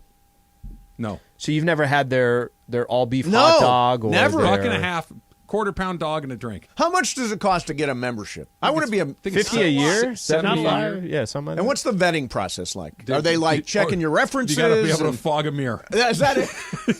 Fog a mirror. Yes. If you can spell your name on the application, you're in. And how much does it cost to get a membership? I think 50, 75. Yeah, so it's a little bit like Amazon Prime, right? First time you buy stuff. Yeah. I don't need gigantic things. I don't need. They have less gigantic things. Yeah. I don't want to say they have individual portions. You and Juan should go get a chicken bake in the food court. A chicken bake? Yeah. I mean, I'll try it. Give it a shot. Give it a shot. All right, you guys got Rob Pelinka coming Yes, up we in do. just a little bit. Enjoy that. Can't wait to listen to it. Super Crosstalk, powered by